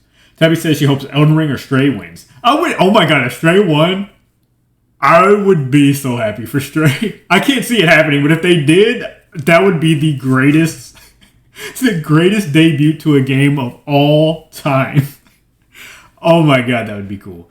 I love Stray. I just think it just looks weird up here with the rest of these, but if it won, I'd be happy. I'd be happy for almost anybody in here.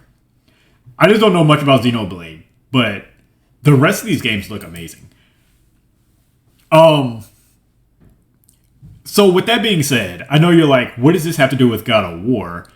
Because Kratos is a character that everybody's into.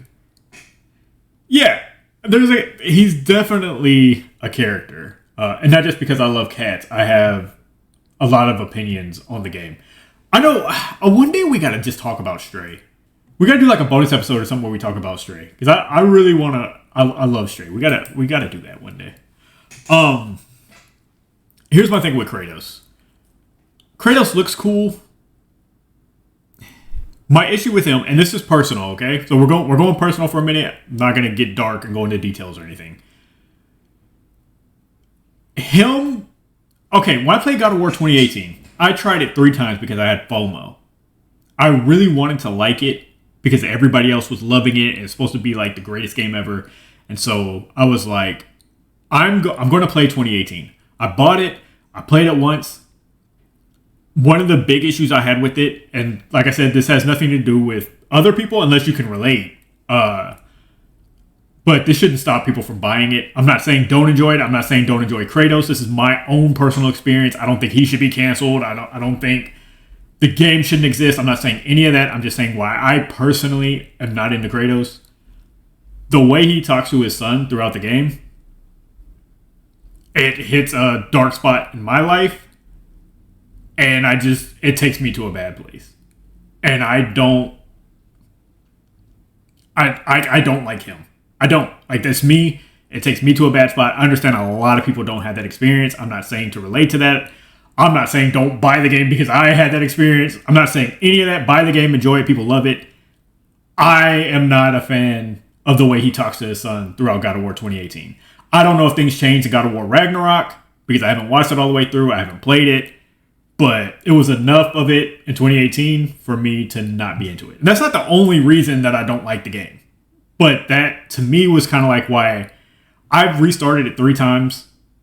And I just kept trailing out. A lot of it because the arguing between him and his son is so OD. Even past the part about where it takes me in my lifetime. It's just annoying. Even if it wasn't a kid, if it was another grown man and they were just constantly arguing. For me, it was just like, yo, can y'all shut the fuck up? Like, it's annoying that every 5 seconds y'all are fighting about something. Like, it was just like, I don't know. It could just be a personal thing in my past. I don't do well with arguing and stuff in general just because of, like I said, things in my past. So maybe that doesn't hit everybody the same way. But for me, it's just, I just wasn't into him talking to a kid that way. And even if it wasn't a kid, it was just so OD to the point where it just got kind of annoying to me. And it's really hard to get past because it's like nonstop throughout the game. It's constantly arguing and bickering, and you're just like, y'all are like draining all of my energy right now. Mickey says, I'm not into it for real. Plus, that's a boy he found or something like that. Really, I don't know. I don't know enough about. I didn't know he found him. I don't care for Kratos as a character personally, but I see why people like him. His character isn't for me. Exactly. That's what I'm trying to say. I don't want this to be people don't enjoy Kratos or he should be canceled or don't enjoy the game. That's just my personal experience and why I can't play it. That's just me. I respect the game and how much everybody loves it. I have no problems with that whatsoever. But it's something I can't get past. Obviously, because I tried it 3 times. Not just the part of the way he talks to his son. That's not all there is to the game.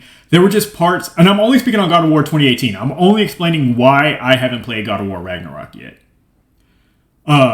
There were parts of 2018 where I was just like, I'm bored. Like, I just got bored. There were just long parts where I was just like, I'm not even having fun. Like, even when they're not bickering and arguing, it's just like, I'm just bored. I feel like I'm just wandering and I'm not enjoying this, like, at all.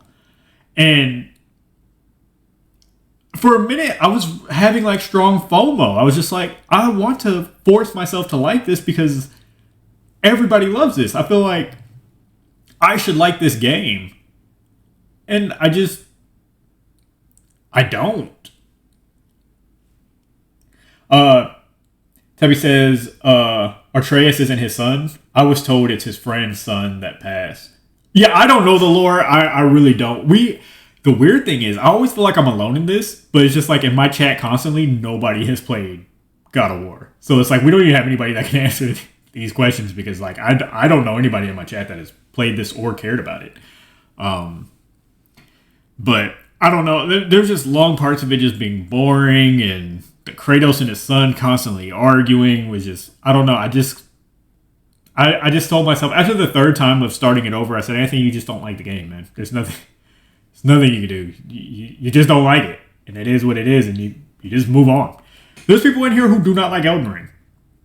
I know people who love Elden Ring and they think it's dope. They just won't play it because they don't want to deal with what comes with it. They don't have the time to put into it. They don't want to deal with it stress-wise. I remember my brother seen it and said he was going to get it. And one day he came into my stream and seen me playing it. And he was like, why don't you just change the difficulty? And I was like, you can't. He changed his mind. He was like, fuck that. I'm not playing Elden Ring. But I think he thought it was a dope game. He was going to get it. But he just didn't want to put that much into that game. So I know there's people that exist like that. But there's also people who just didn't enjoy the game. They're not interested in it whatsoever. So, I mean, and that's all games. There's people in here who are not going to like Stray. I've heard people say that if you don't have a cat, if you're not a cat person, you're not going to like Stray. It's not a great game. There's people, and I think that's why Tabby said earlier about she's not just saying that because it's a cat, because there is a stigma around this game that's like, yo, if you're not a cat person, you're not really going to care about this game. I completely disagree with that. I've never had a cat in my life. The only time I've ever even been around cats when I was younger, I had a best friend, had dogs and cats everywhere. And when I'd go to his house all the time, we would always do a little stay the nights and just stay up and play games. And we'd just get all the cats, go in the room, and just play the game. But that's the only experience I've even had with cats. I don't dislike cats, but I don't have like a huge love for cats because I have never been around them. But I don't see cats and go like, oh, a cat, you know? But I personally disagree with that. That's what I'm saying. I do too. I've never been a cat person like that. I've never had a cat or anything like that, and I really enjoyed Stray. It's on my list of games I want to play again, and I want to play it. I didn't enjoy it as much the first time because I was playing it for YouTube, and so I wasn't just sitting and enjoying the video game. That was a lesson I learned. From now on, play the game first so that you can experience it and enjoy it, because I was playing it working, and I feel like I can enjoy it more if I play it while I'm not creating content for it. And that's where I messed up. But I thought the game was really cool. And I can't wait to play it again. It's like, and it's quick, so it's something I can knock out again. But I still have it downloaded, and it's something I'm definitely going to go back to. Even playing it while I was working, I loved the game. I thought it was good. There were just times where I was like, man, I wish I would have done more over here and enjoyed this area more than I did. Felt like I was on a time clock in trying to. So even with that, I thought the game was amazing. So yeah, I personally disagree with it too, strongly. I do not think you have to be a cat person to like Stray. But I do know a lot of my personal life friends watched my video that I put on YouTube about Stray, and they said they were not into it at all. So I know, like, that's kind of been a thing. I'm with Tabby. I strongly disagree. But yeah, most of my personal life friends I know like God of War. Thought Elden Ring was cool, but almost all my personal life friends aren't playing it. Like, they've already decided they're not doing that. But yeah, I mean, that's kind of like, as far as back to God of War, that's kind of why I haven't really been into playing this one. And I really don't want to spend $60, $70 on a game that if they're going to start all that, like, talking to his son that way, and it's going to be the same scenario. So I'm just like, why am I going to spend $60, $70 on a game that I'm not going to be able to sit through? Because I just don't want to hear him screaming at his son for 30 hours in a video game. I just don't. And like I said, I don't know if he does that. I'm sure somebody listening to this is going to be like, it's not even like that, he's changed or whatever. I don't know. I don't know anything about the scenario. It's just, my mind is like, are you going to spend $70 on a game that you've already tried to do the first one 3 times and you couldn't get through it? Are you really going to spend $70 and try to do this again? So I don't know. And I haven't watched too much of the gameplay because I don't want to spoil it if I am going to buy it. Because if I see how it is, if I see the story, I'm definitely not buying it because I've already seen it. So I don't know. I guess that what I really want to do is ask somebody that's not biased whether I'm going to be able to sit through the way he talks to his son in this game or not. So I don't know. That's just the reason why I haven't played the God of War Ragnarok. I'm actually, like, I feel good that, I mean, it's sad that there's people out who don't want to play this game, but I feel good that I'm not alone. Like, to see as many people as I've been seeing in my chats are just like, yeah, I just don't care about God of War. I'm just like, oh, well, my FOMO kind of relaxes a little bit then. I'm just like, oh, okay, I don't feel alone that I'm the only person who doesn't care about God of War. But I don't know. It's just my thoughts on the God of War. For me, Game of the Year is Elden Ring. We have explained this on stream. We've explained this at the top of the show, and I definitely don't want to give any spoilers, so I won't get into a big thing about Elden Ring.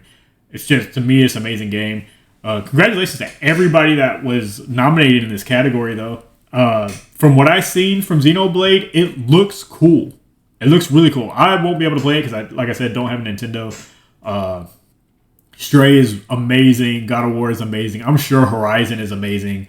Like I said, I've been avoiding anything for that because I don't want spoilers. A Plague Tale, I need to stop looking at because I want to play it. It looks good. I really want to play a Plague Tale. And Elden Ring is great, so God of War has it's great to a lot of people. So shout out to everybody in this category. It's dope. Y'all should go pick up any of these games. Help support these developers. And not just for the game of the year, but just in all these categories. I definitely see some games that I want to go pick up. A lot of them are on Nintendo Switch, though. So I guess I'm going to have to buy a Switch. But I think that'll do it for our game of the year. There's not much else to be said for these game awards. I don't know. Is there a category y'all are most excited about? I'm excited about this, even though I know it's down to 2. But I'm really excited about Indie Game of the Year. Because that is a banger lineup of indies. The Indie Game of the Year category, it's a better list than Game of the Year to me. Tunic, Stray. I think I would have took Xenoblade out. And put Tunic there. But you got Tunic, Stray. Yeah, I'm excited for Best Indie. I prefer indie games these days. I'm getting that way, Tabby. I'm getting that way. One, because look at Stray. What was the one? Stray and... what was the other one I was super into? Kana a few years ago. Either last year or the year before. I forget which one. I forget when that came out. But Stray, Kana, Code of the Lamb. Oh my god, the list is high. But they're also shorter games for the most part, which is what else I like about the indie games. They're getting better, like presentation wise. They're looking like amazing games, and they're much shorter. When I look at God of War, and this is the honest truth, I felt the same way about Elden Ring. It's not just God of War. I felt the same thing about Elden Ring. Oh my god, this game looks amazing. I'm gonna have to spend 120 hours on this. And I just deflate. I'm just like, oh, this is going to be a 40-hour game.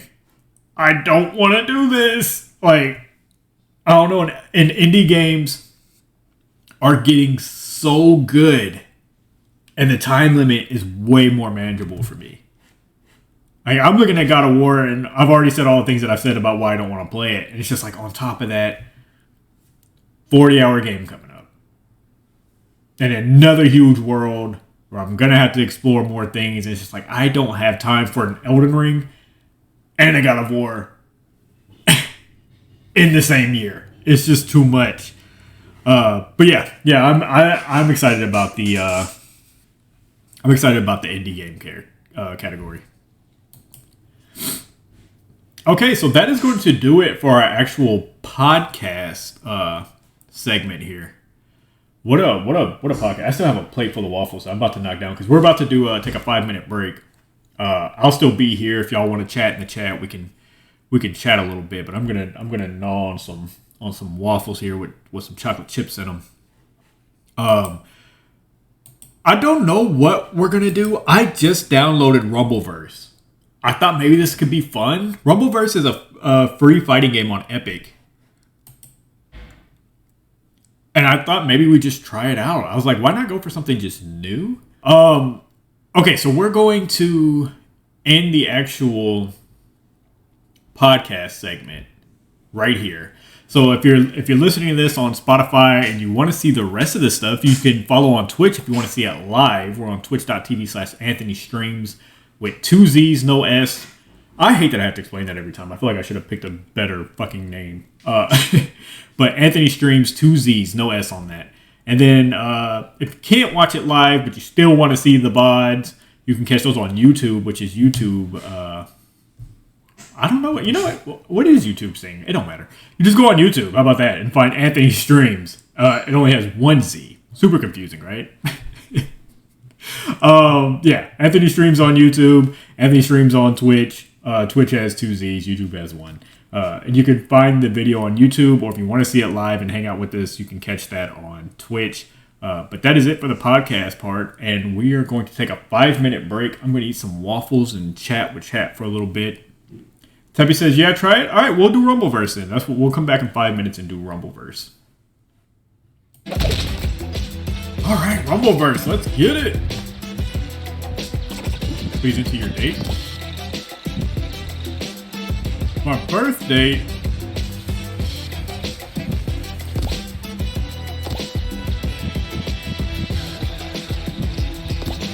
was I born? 2001? I was born in 2001, right? Is that when I was born, right?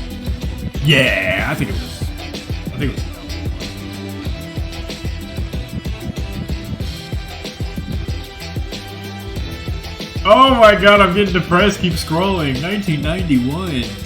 Can we lie? Can we just say I was born in 98?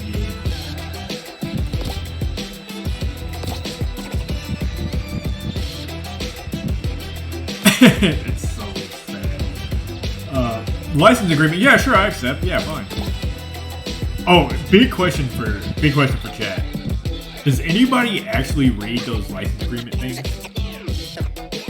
I feel like we absolutely should. But does anybody read them? He says no. That's where we be messing up at. You know what's funny is when we get copyright strikes and things like that, we'll be all like, oh, I can't believe they gave us a copyright strike. Like, yeah, we gave you a whole fucking license agreement before you played this game. I didn't read that shit.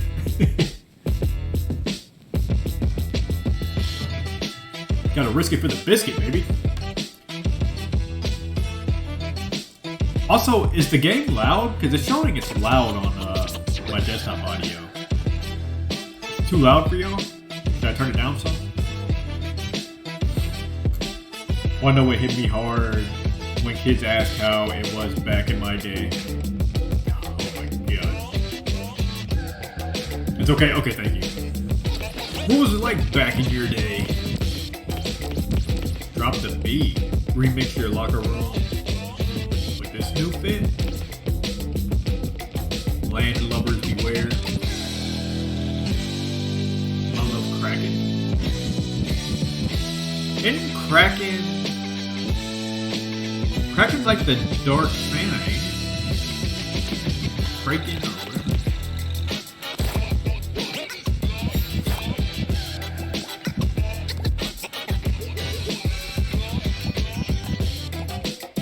What are these?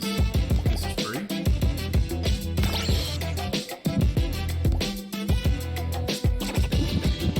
Wait, why did it say it's free?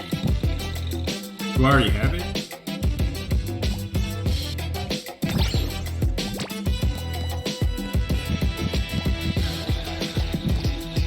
Oh, this is Battle Pass. Oh, I can create somebody? Okay, hold on. Hold on, let's slow down. Okay, so if you know me, you know I love a game where I can create somebody. The shop. This is what I was looking for. I kind of just want to finish the shop. They don't really have anything that I'm super excited about, shop-wise. I think I'll be more excited when they have licensed characters. They have to get wrestlers in here, right?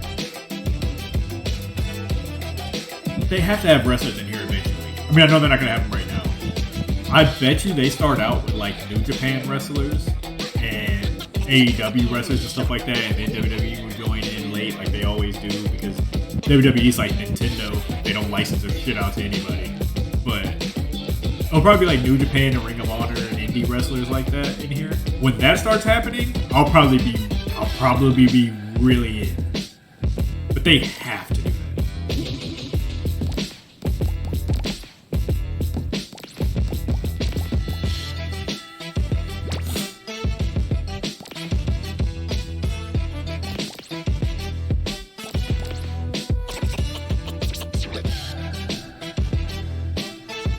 Oh, I do need to change my category. Thank you, Tabby.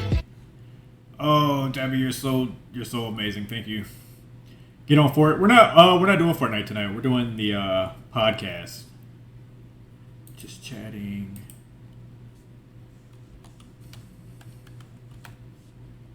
Rumbleverse. Thank you, Tabby. You're a lifesaver. When I said we didn't have YouTube, we had AOL Music. I remember AOL Music. AOL Music was big. Okay, so I want the Pro.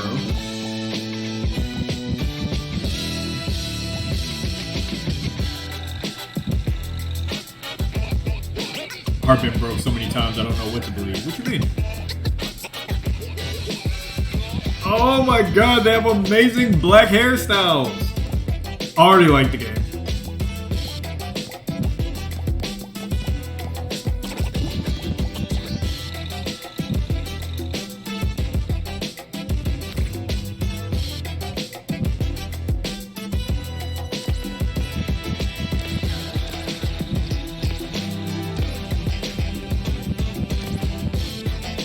Wait, do you? Hold on.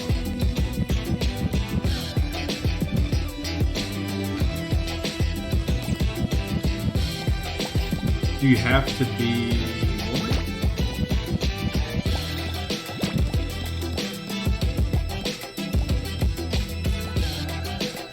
Wait, I'm confused. Do you have to play as a woman? I mean, it's not bad if it is, but I mean, I can't create me.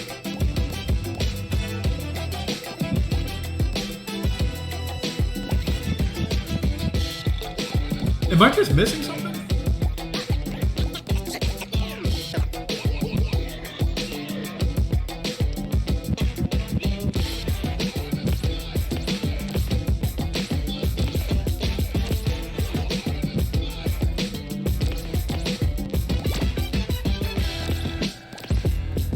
Hold on.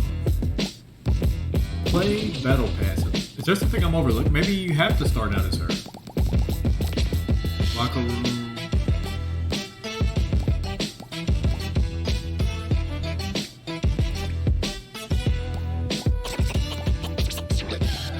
Costume body.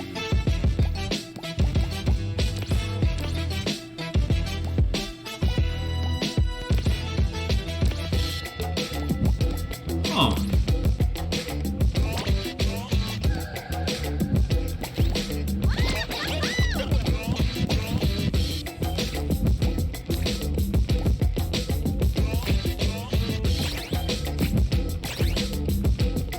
Okay, so we're her. That's fine. Let's see. I kind of like that.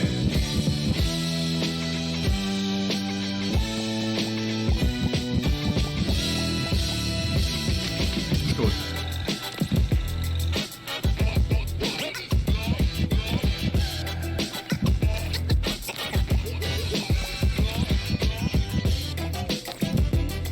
that. We don't have a lot of.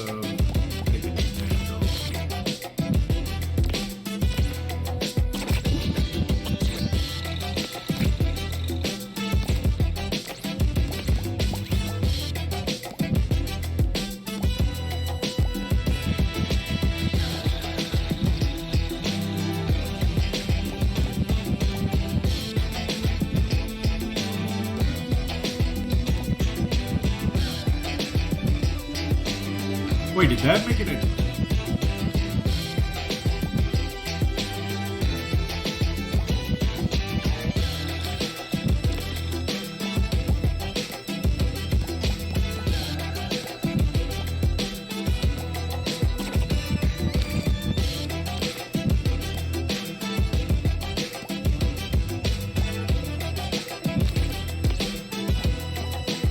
I want to unlock more stuff now.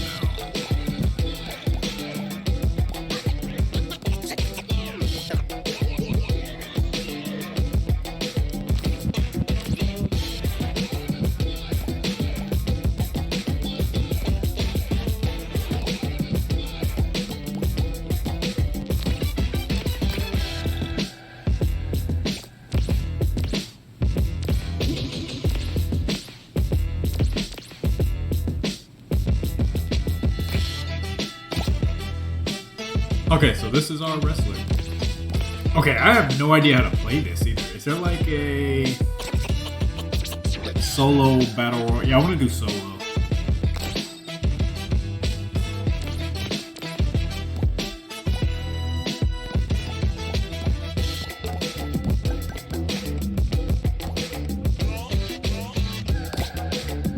Okay, your basic attack is square, vicious attack is triangle. Jump with X, interact with circle, inventory is up, and down on the D-pad, aim with L3. Ooh, I need to make sure audio's turned off. I don't like talking to people. Block is R2, L2 is dash, R1 and R1.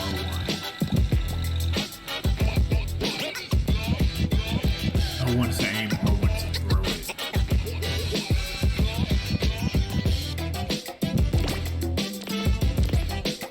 Let me turn my headset off.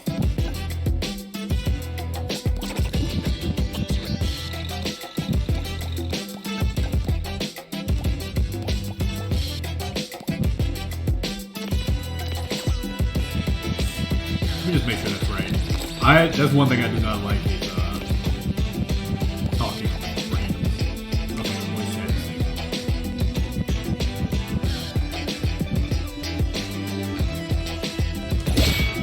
Okay, here we go. Let's see what this is about.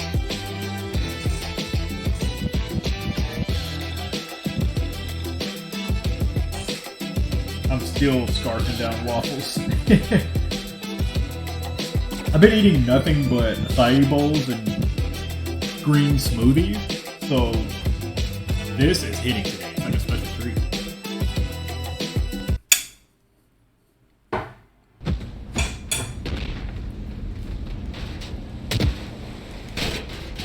Welcome, Rumbler. 10. Prep yourselves for the greatest tussle of your lives. 6, 5, 4, 3, 2, 1. Oh, I can choose one. Oh. Okay, we're launching. We're ready to fall down and kick some ass. Can I? Pretty cool.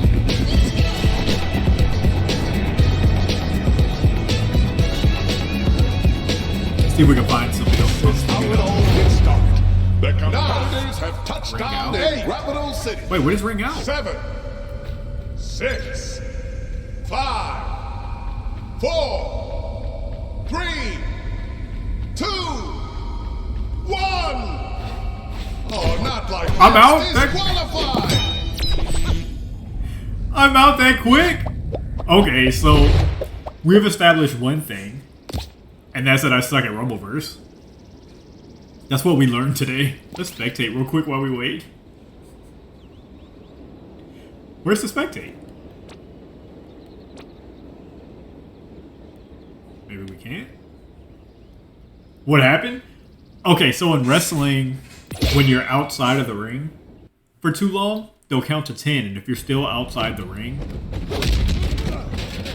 you forfeit the match. They're looking at it like you're 10, hiding and 9, wasting time 8, to get in the ring. That's wrong. 7, I'm 6, assuming 5, they're using that logic 4, here, that I was outside of the 2, ring. 1. So kind of like a mix of that and like Fortnite, where if you're outside the circle. Okay, so I'm gonna follow this white line on my compass.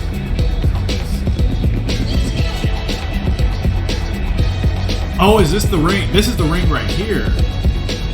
So you need to be in here. Hey, Okay. These Yeah, so are it out is here like- fighting for you. Make sure to send is them a like nice that. thank you basket of protein muffins. Does it do anything? 9, 8. Okay, if it doesn't, we got what it does. I'm not picking it up. What's up, bitch? Let's do this! I'm having fun! I'm having fun! Okay. Did I do that?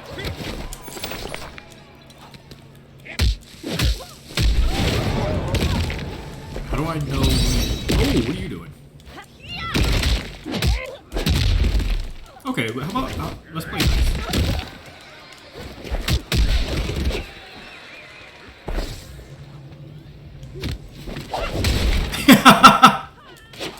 Oh my god, I'm gonna be hooked to this. I'm letting y'all know now. It's a giant cat. Just finisher. I KO'd Just him. like the new protein cheesecake at Squat's Chicken. Is that it? He's down?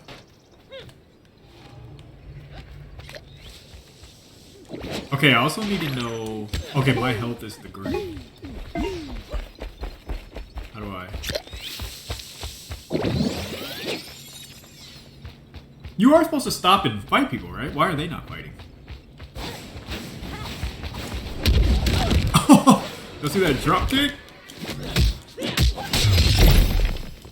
Wait a minute. Yeah, slap the shit out of her. Hey, I was helping you! Oh, it's on now. Oh, the storm's moving.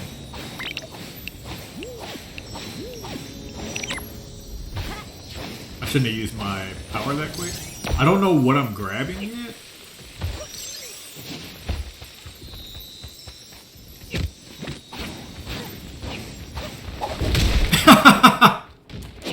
Yo, this is kind of funny.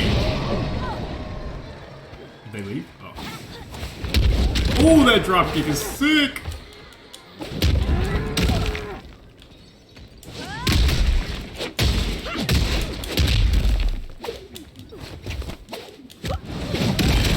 That's unblockable. It also... Oh, what's that? Can I see what their health... Oh, no, you can't.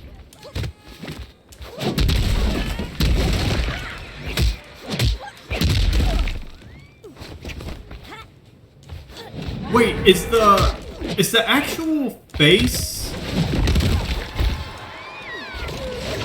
The face is the same for male or female. Oh, that's how you play the game, folks! Do whatever you want with? I think. Because that looked like the same face we had, they just put a beard. I'm not sure, I don't really... This guy doing the voiceover sounds familiar. Ooh, now I'm trying to think.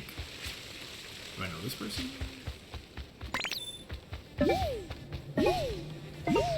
It's not the boxing guy, right? It's not him.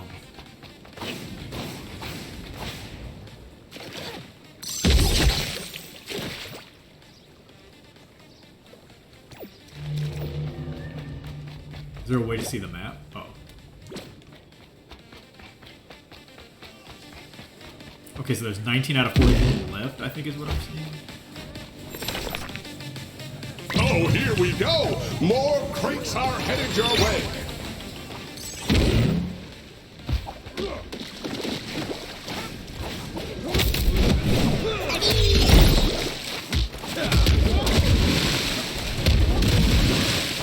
You know what? I'm enjoying this, I'm not gonna lie. But it kind of feels like we're all learning is what it feels like. I mean, maybe I'm wrong, but it just feels like I shouldn't be this good. I'm not saying that I'm, like, killing this right now. I thought maybe it'd be like hopping into Fortnite for the first time and you start getting smoked. I don't feel like I'm getting there. I wonder if we're all learning. You can eat this.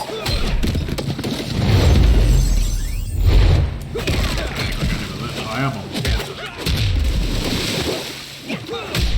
Let's probably work on this. This is fun.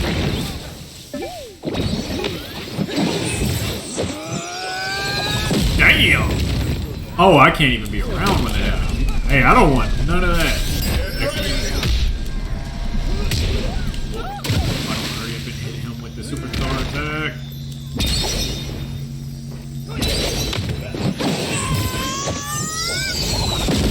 Nice! Get back up so I can... Get back in! I wish I could see what their health was. Nice! 9 out of 40 people left. Look, I watch wrestling for a living, okay? You can't fuck with me in here. It's Dave Fenoy. He played... Oh, that's who it is? I'm like, it's not the boxing dude, is it? The dude... The most famous voice in the world? That's Lee!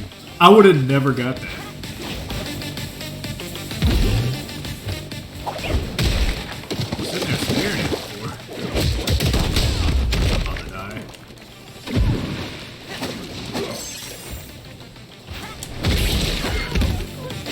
I really need some health right now.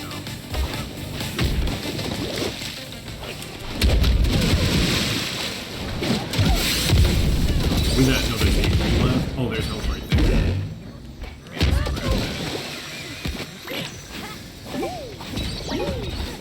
This is so fun.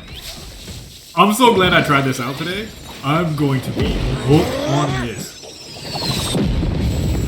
Oh my god, I love this. Oh my god, I got missile drop kicker in the air.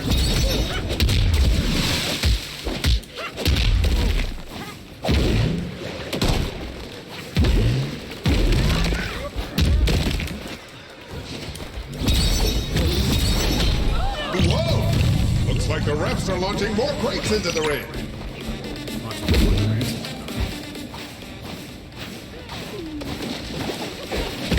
I am playing with other online people, right?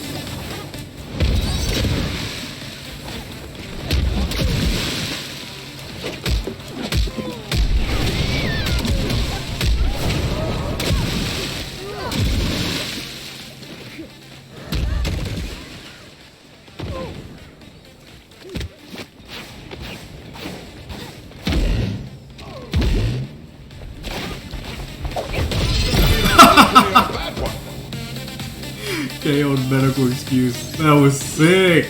Oh my god, this game is so cool. Where'd the other... Oh, right here. Showtime!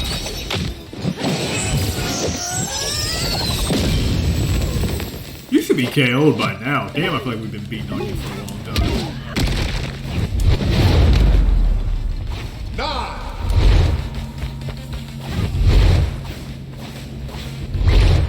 Oh, dang. Can I get back up there? Oh, we gotta use circle to climb.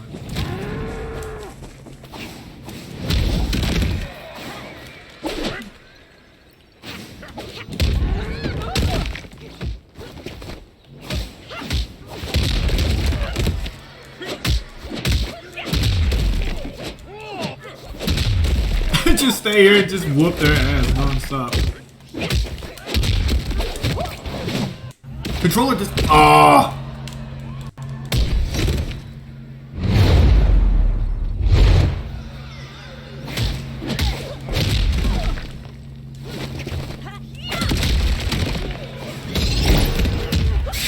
Look out, everyone!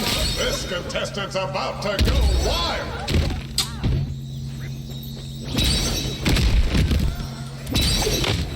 Here we go. It's practically unstoppable right now! I really need this help.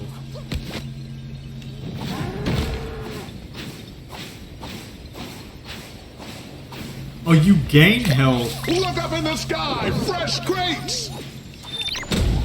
You gain health the longer you go. Contestant is on fire! Guys, I'm down to the final 2. It's just me and this person. These can't be other online people, are they? Yeah, they are, right?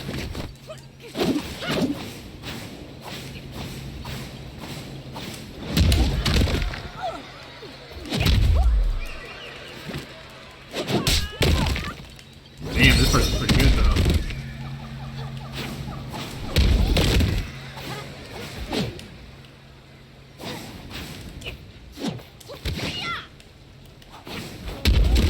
Forgot. Why am I just now forgetting the fucking controls to this?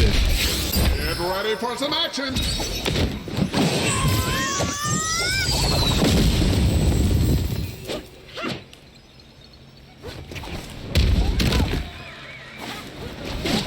I love the drop kick, to be honest. I keep trying to pick that chair up. She is not having it.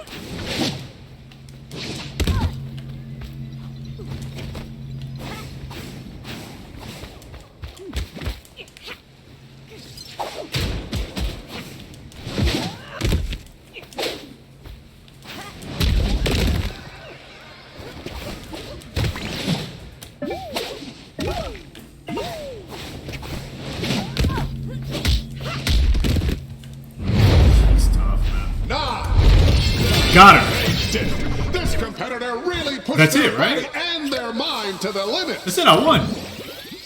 I won. All right. Tell me who you know that's a bigger wrestling person than moi. Right? Look at this. There's nothing wrestling related you can put in front of me that I can't conquer. Okay? I've watched way too much Asuka. I've watched way too much Seth Rollins. I've watched way too much Roman Reigns. All right? Stone Cold, The Rock. I'm probably the greatest wrestling guy to exist. Merry Christmas, bitch.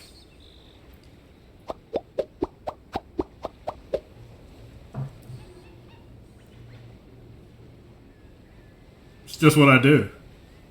It's just what I do, guys. Let go! Mickey, I like this, dude. I like this so much.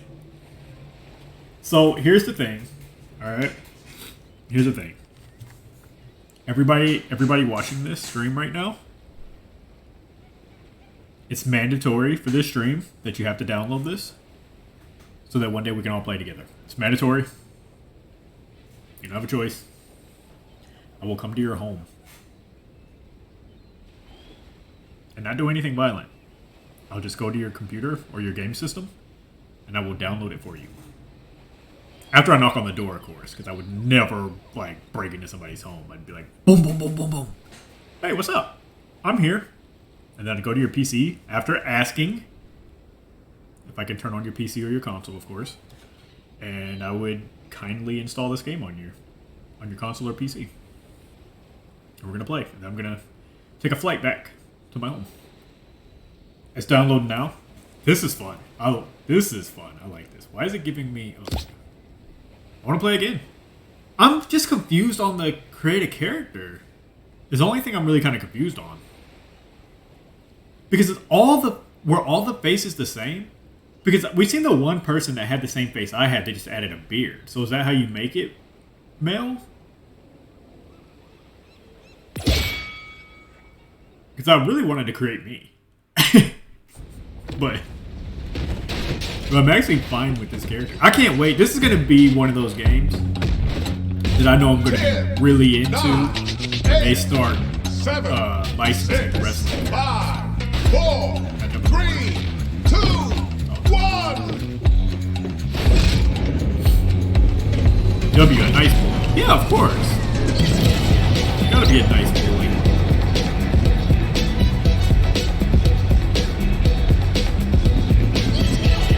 Okay, honest thoughts in the chat. Would y'all say y'all are into this after seeing what you've seen so far, or is it just kind of like, yeah, not really my thing? What is y'all's honest thoughts in the chat? Could you see yourself playing? I guess better way to ask this. Could you see yourself playing this game?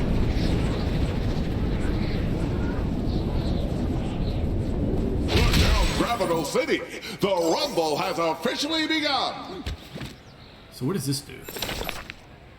Vicious Mist. I'm gonna eventually, right now I'm just having fun, but I'm gonna have to eventually learn what all these different things do.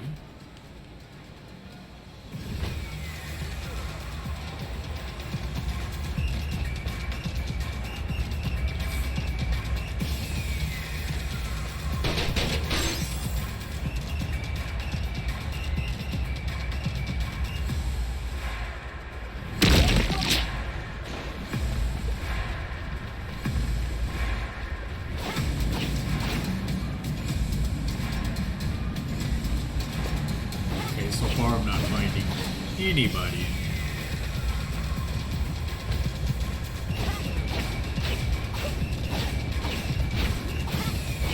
Is there a way out? I guess I have to climb back up. There goes the ring. More and more of the island is now off limits.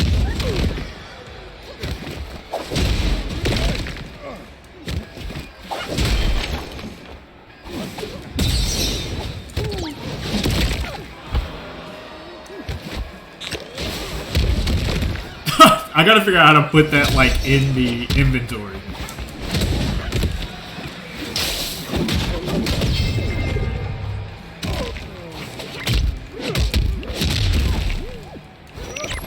Pick my KO. I guess those numbers don't matter, right? As far as, like, who you KO? Does it tell you that?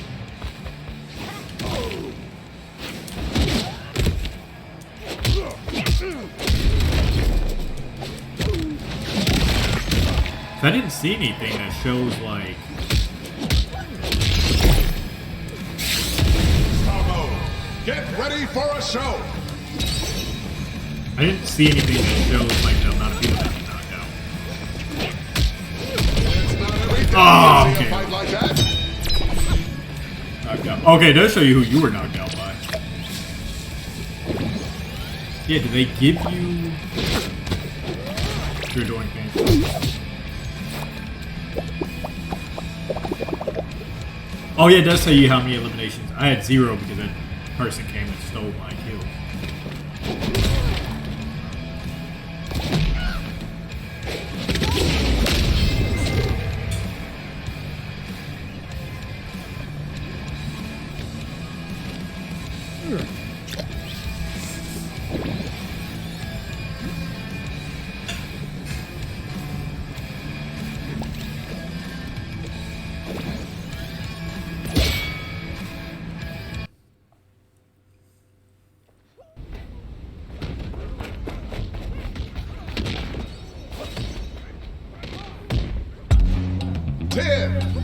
The part of this that reminds me of Fortnite is like how Fortnite, when it was so early on in season 1, it kind of felt like, okay, this is cool, but the progression of Fortnite with the different licensed characters, and it starts looking and feeling better. I feel like that's gonna happen with this. Like I said, I'm just really excited about the possibility of them adding wrestlers in it.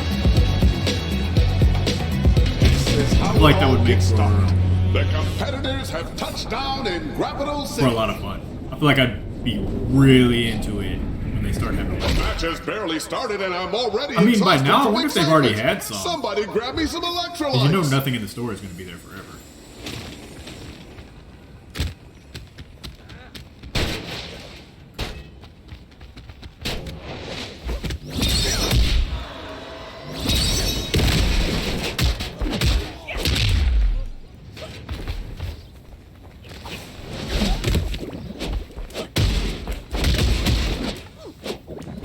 It needs a lock-on target, though.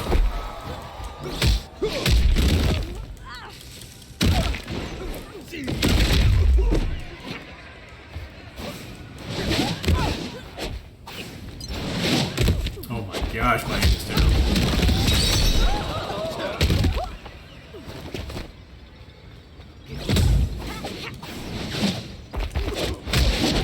I can't wait to see the multiplayer, like, on teams. Co-op. I gotta see that.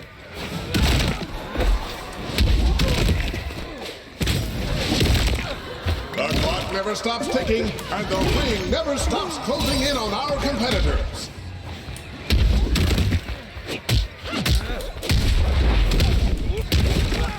Damn, I'm almost dead again. They've been kicking my ass.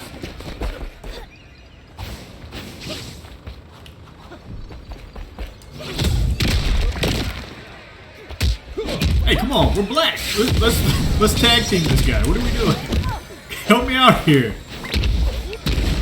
Help me out, soul sister. Damn! Oh, he knocked out two black ones. That's crazy.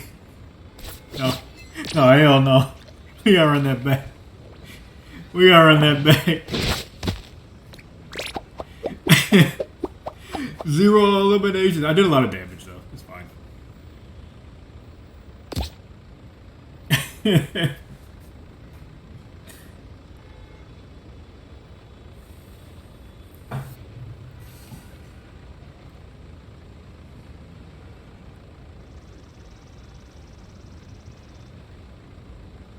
So I think we got enough time for almost 12:50. We got enough time to run a few more.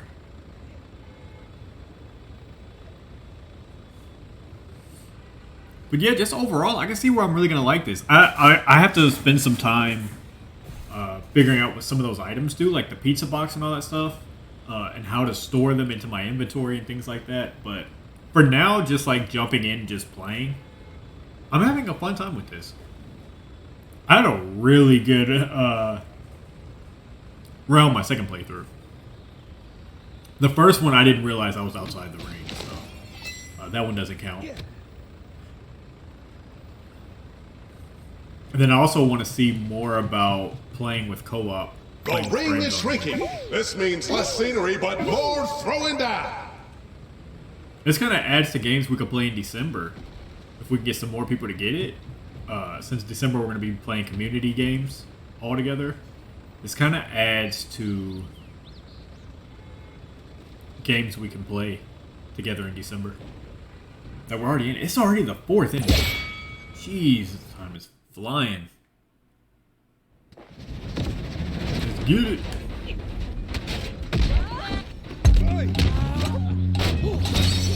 Ten, 9, 8, 7, 6, 5, 4, 3, 2, 1. I gotta add my emotes and stuff to my character.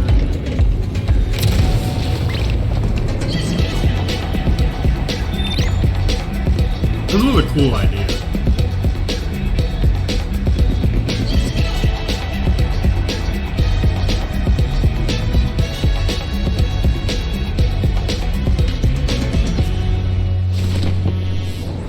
Look out, Capital City!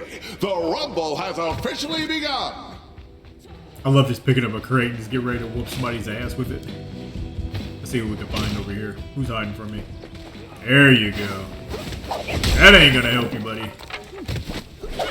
Oh! Where'd they go? Did they fall all the way down? Yeah. What a hell of an elbow drop.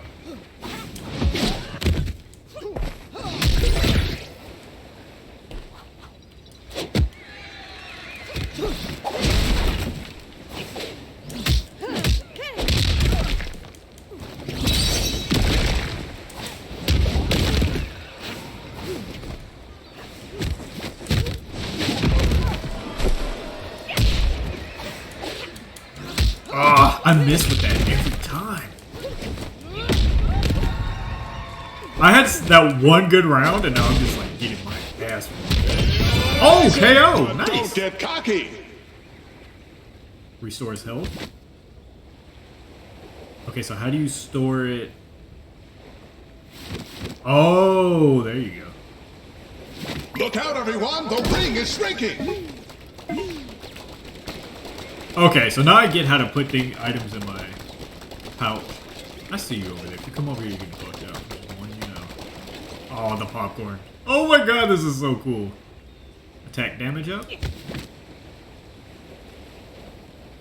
I'm coming over there.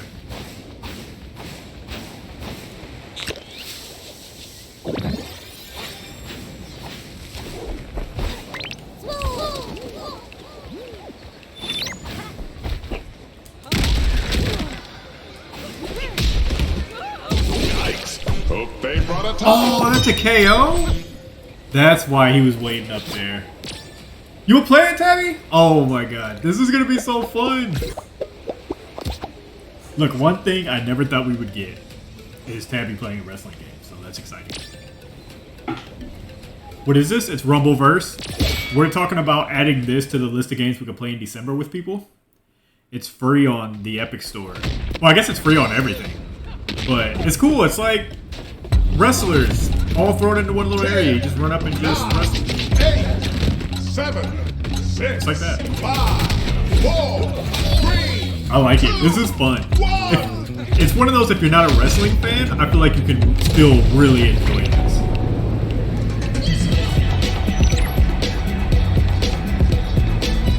But oh my god. I'm telling y'all right now, the second I get on here and Asuka's in the store, I'm losing my fucking shit.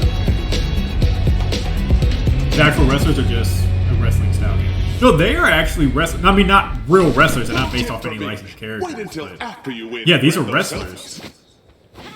The characters in the game are wrestlers.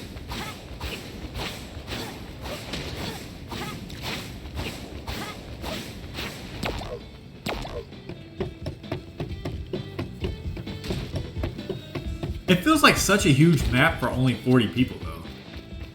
That's the weird thing about it. Is sometimes it feels... Which I guess is good, though. You don't want it chaotic. That'd be really annoying. Yeah, I could kind of see why you wouldn't do that. Stop running from me! Oh, shit! What's up, mama? Man, like real life wrestlers, but it looks so... Oh yeah, no. That's what I'm waiting for. I cannot wait for them to add real life wrestlers to this. I'm telling y'all, when Asuka's in that store, I'm gonna lose my shit. If you get this game, you get on here and you see Asuka's in the store, just know Anthony's losing his fucking mind now.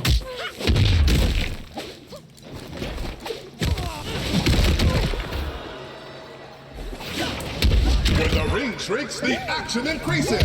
Who will be Come on, get KO'd already. Uh-oh. Climb the wall. Oh, you have to hold circle. 8, 7, 6. The circle's not fast either, which is what's really helpful. It's not like the Fortnite circle where it's like you get stuck behind, you're kind of fucked.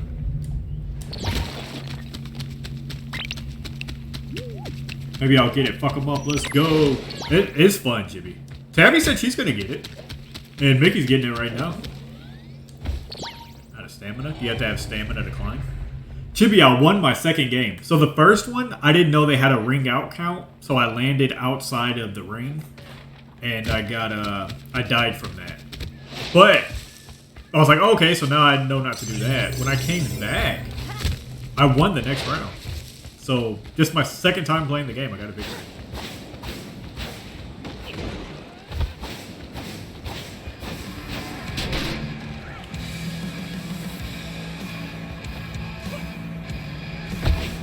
What's up, bitch? Didn't see that coming, did you? Happy motherfucker.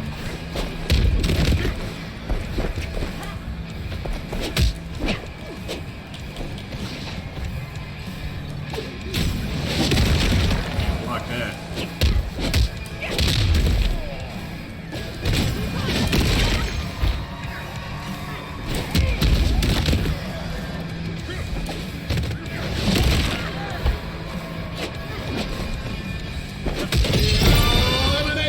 KO? What do I got? 2 KOs?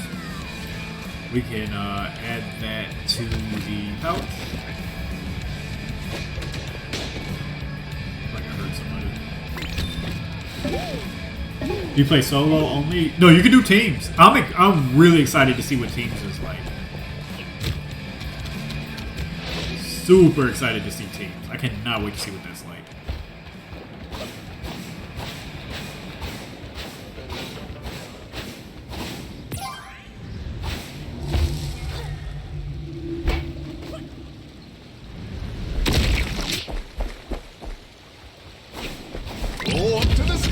There's more! Get ready for some action!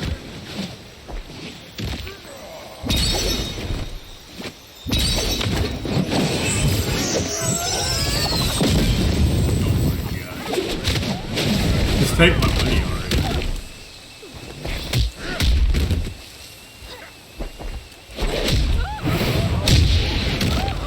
Oh shit, I'm about to die.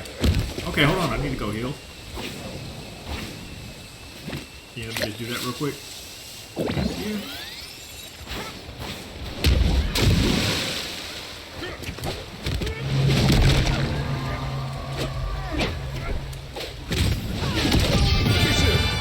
You can't see me? Is the KO? Oh my god.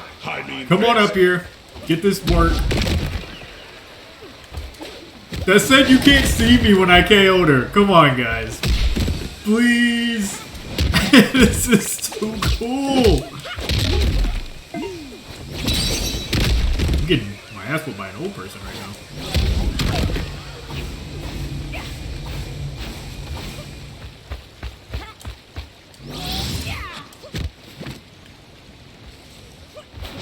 Damn, that was stupid.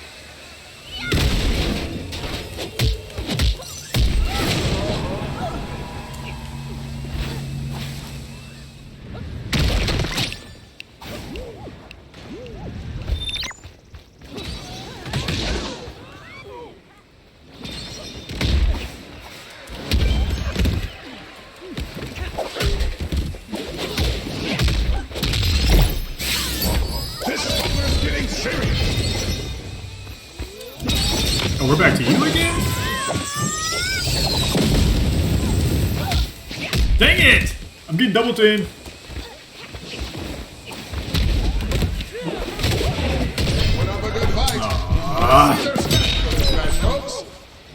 Oh, they look fucking awesome. I want to buy skins. I just want to do it all. I want to do it all. I am so hyped. Look, I had zero expectations coming into this. I've heard about this game for the longest and just didn't really care. I am so glad I booted this up.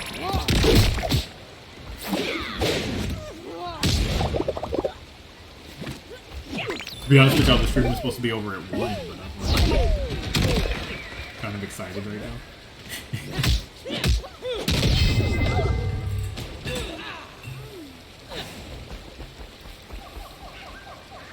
I will say we'll probably do one more. The stream Tuesday. We're gonna be playing some Fall Guys. I think Luna's still gonna join.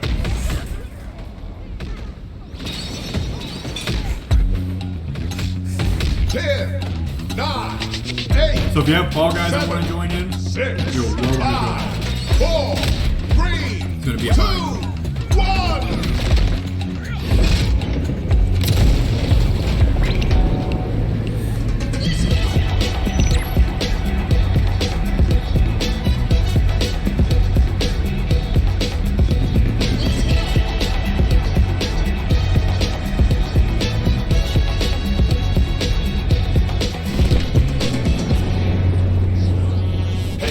capital city, these competitors are out here fighting for you. Make sure to send them a nice thank you basket of protein muffins.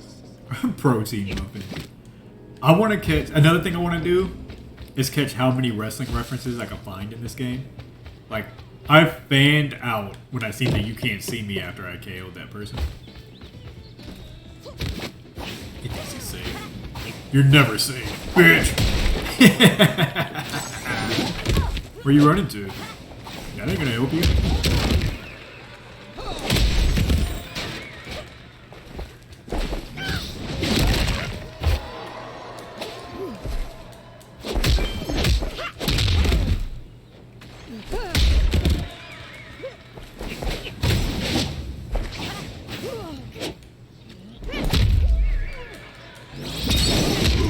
What a statement! I should try to block that.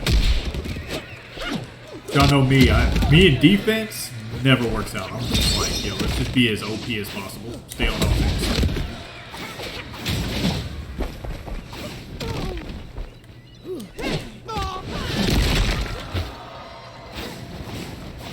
The pressure's on. Here comes the win. Maybe you're not stealing my KO.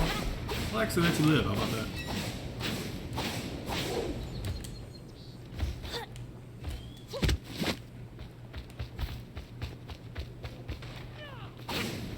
The circle's gonna be closing it from that way, so we probably need to head up.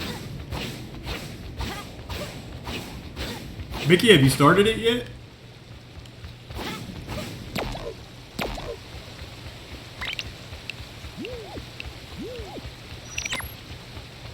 I'm just casually walking around with a box ready to just throw at somebody's head. Ooh, bingo. It's still downloading. Damn! Shit, I fucked you up.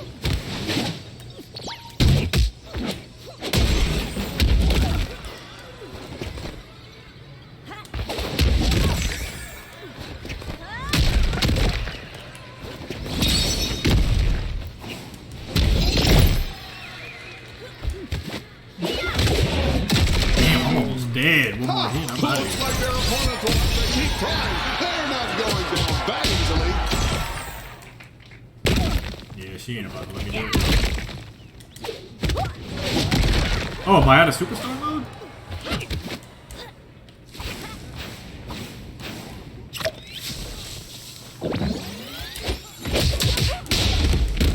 Damn, that gave me no health.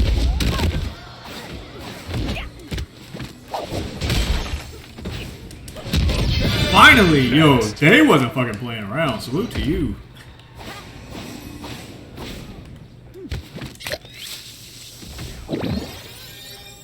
Restore his health. I need that. When the ring shrinks, the action increases. Who will be the victor of 14 this minutes left. explosive competition?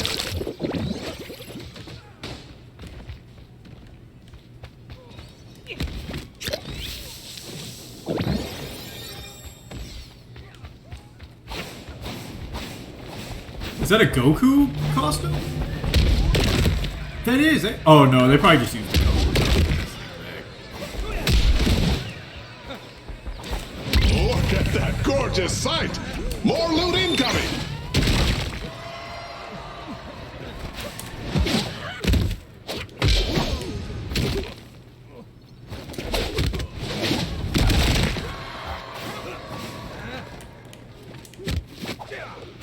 Oh, okay.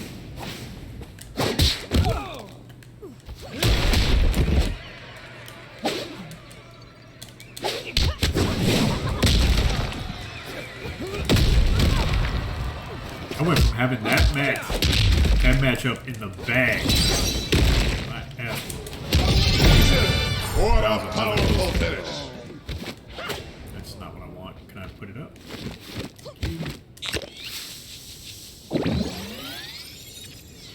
Plus 10%, that's it? There's only 15 people left. I need way better healing. I should probably not engage in This is anymore. no time to catch your breath. The ring's on the move again. Got it.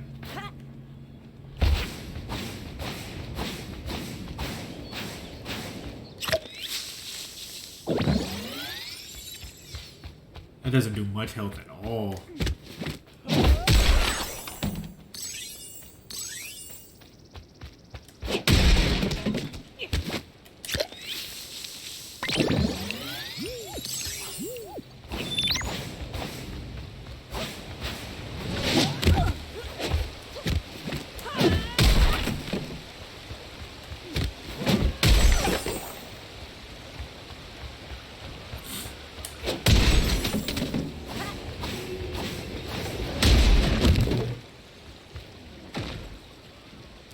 Ooh, max health?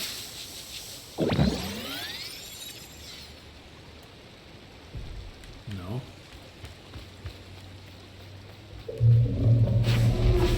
Okay, 10 people left. Health-wise, I'm not confident. I need way more health than what we got right now.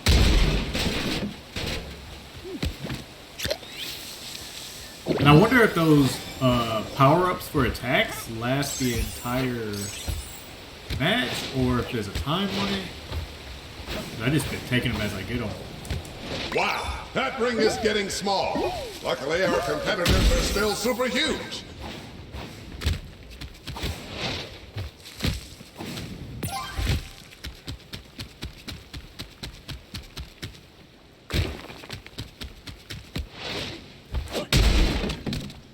There's some more health.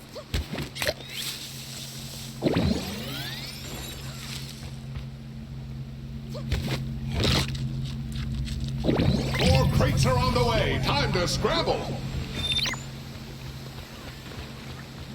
Oh, he's saying more crates are on the way. Also, if y'all weren't in here earlier, Tabby just figured out that the voice actor is the one that plays Lee in The Walking Dead. The guy commentating the match. Which is really fucking cool.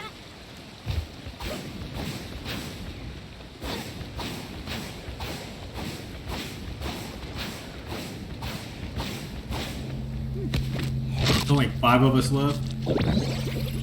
I've been trying to heal just this entire time. I got quite a bit of KO so far, though. I mean, I need to heal up.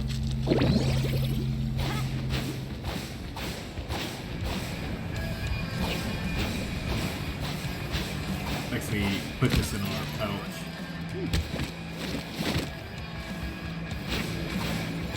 Things are heating up, and the ring is on the move. Oh, I'm way out of it.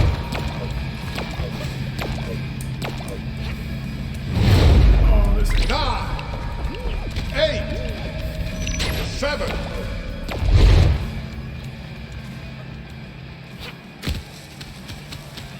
Got 5 minutes left.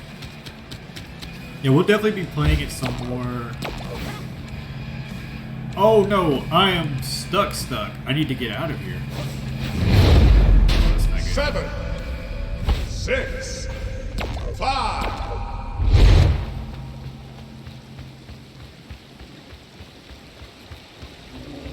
But I am glad that circle doesn't do any like drainage to your health. Are they all down there? Where is everybody? I mean, I'm in the circle, so they're gonna have to come to me unless they're down there. Oh no, I'll wait here and scope it out. I also have my superstar mode, which is good because we're gonna need that. Yeah, I'm still in the circle. They'll have to come to us.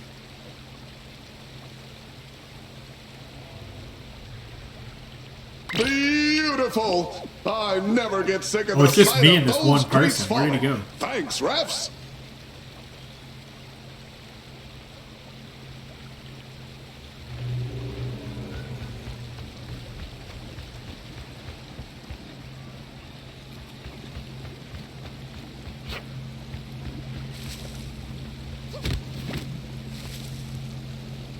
Look at that. That's not hiding very well. The worst hide and seek player of all time. Okay, we got superstar mode. We got a crate. I feel like we got everything we need to win this. If we end on another win, this is gonna be great.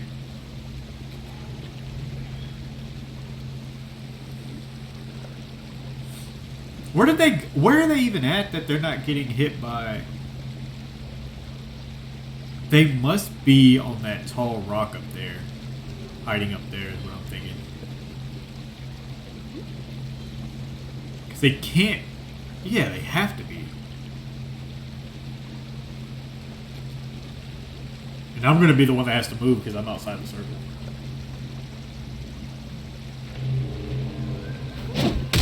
Okay. You know what? I'm about to go get them. Probably not the smartest game plan, but...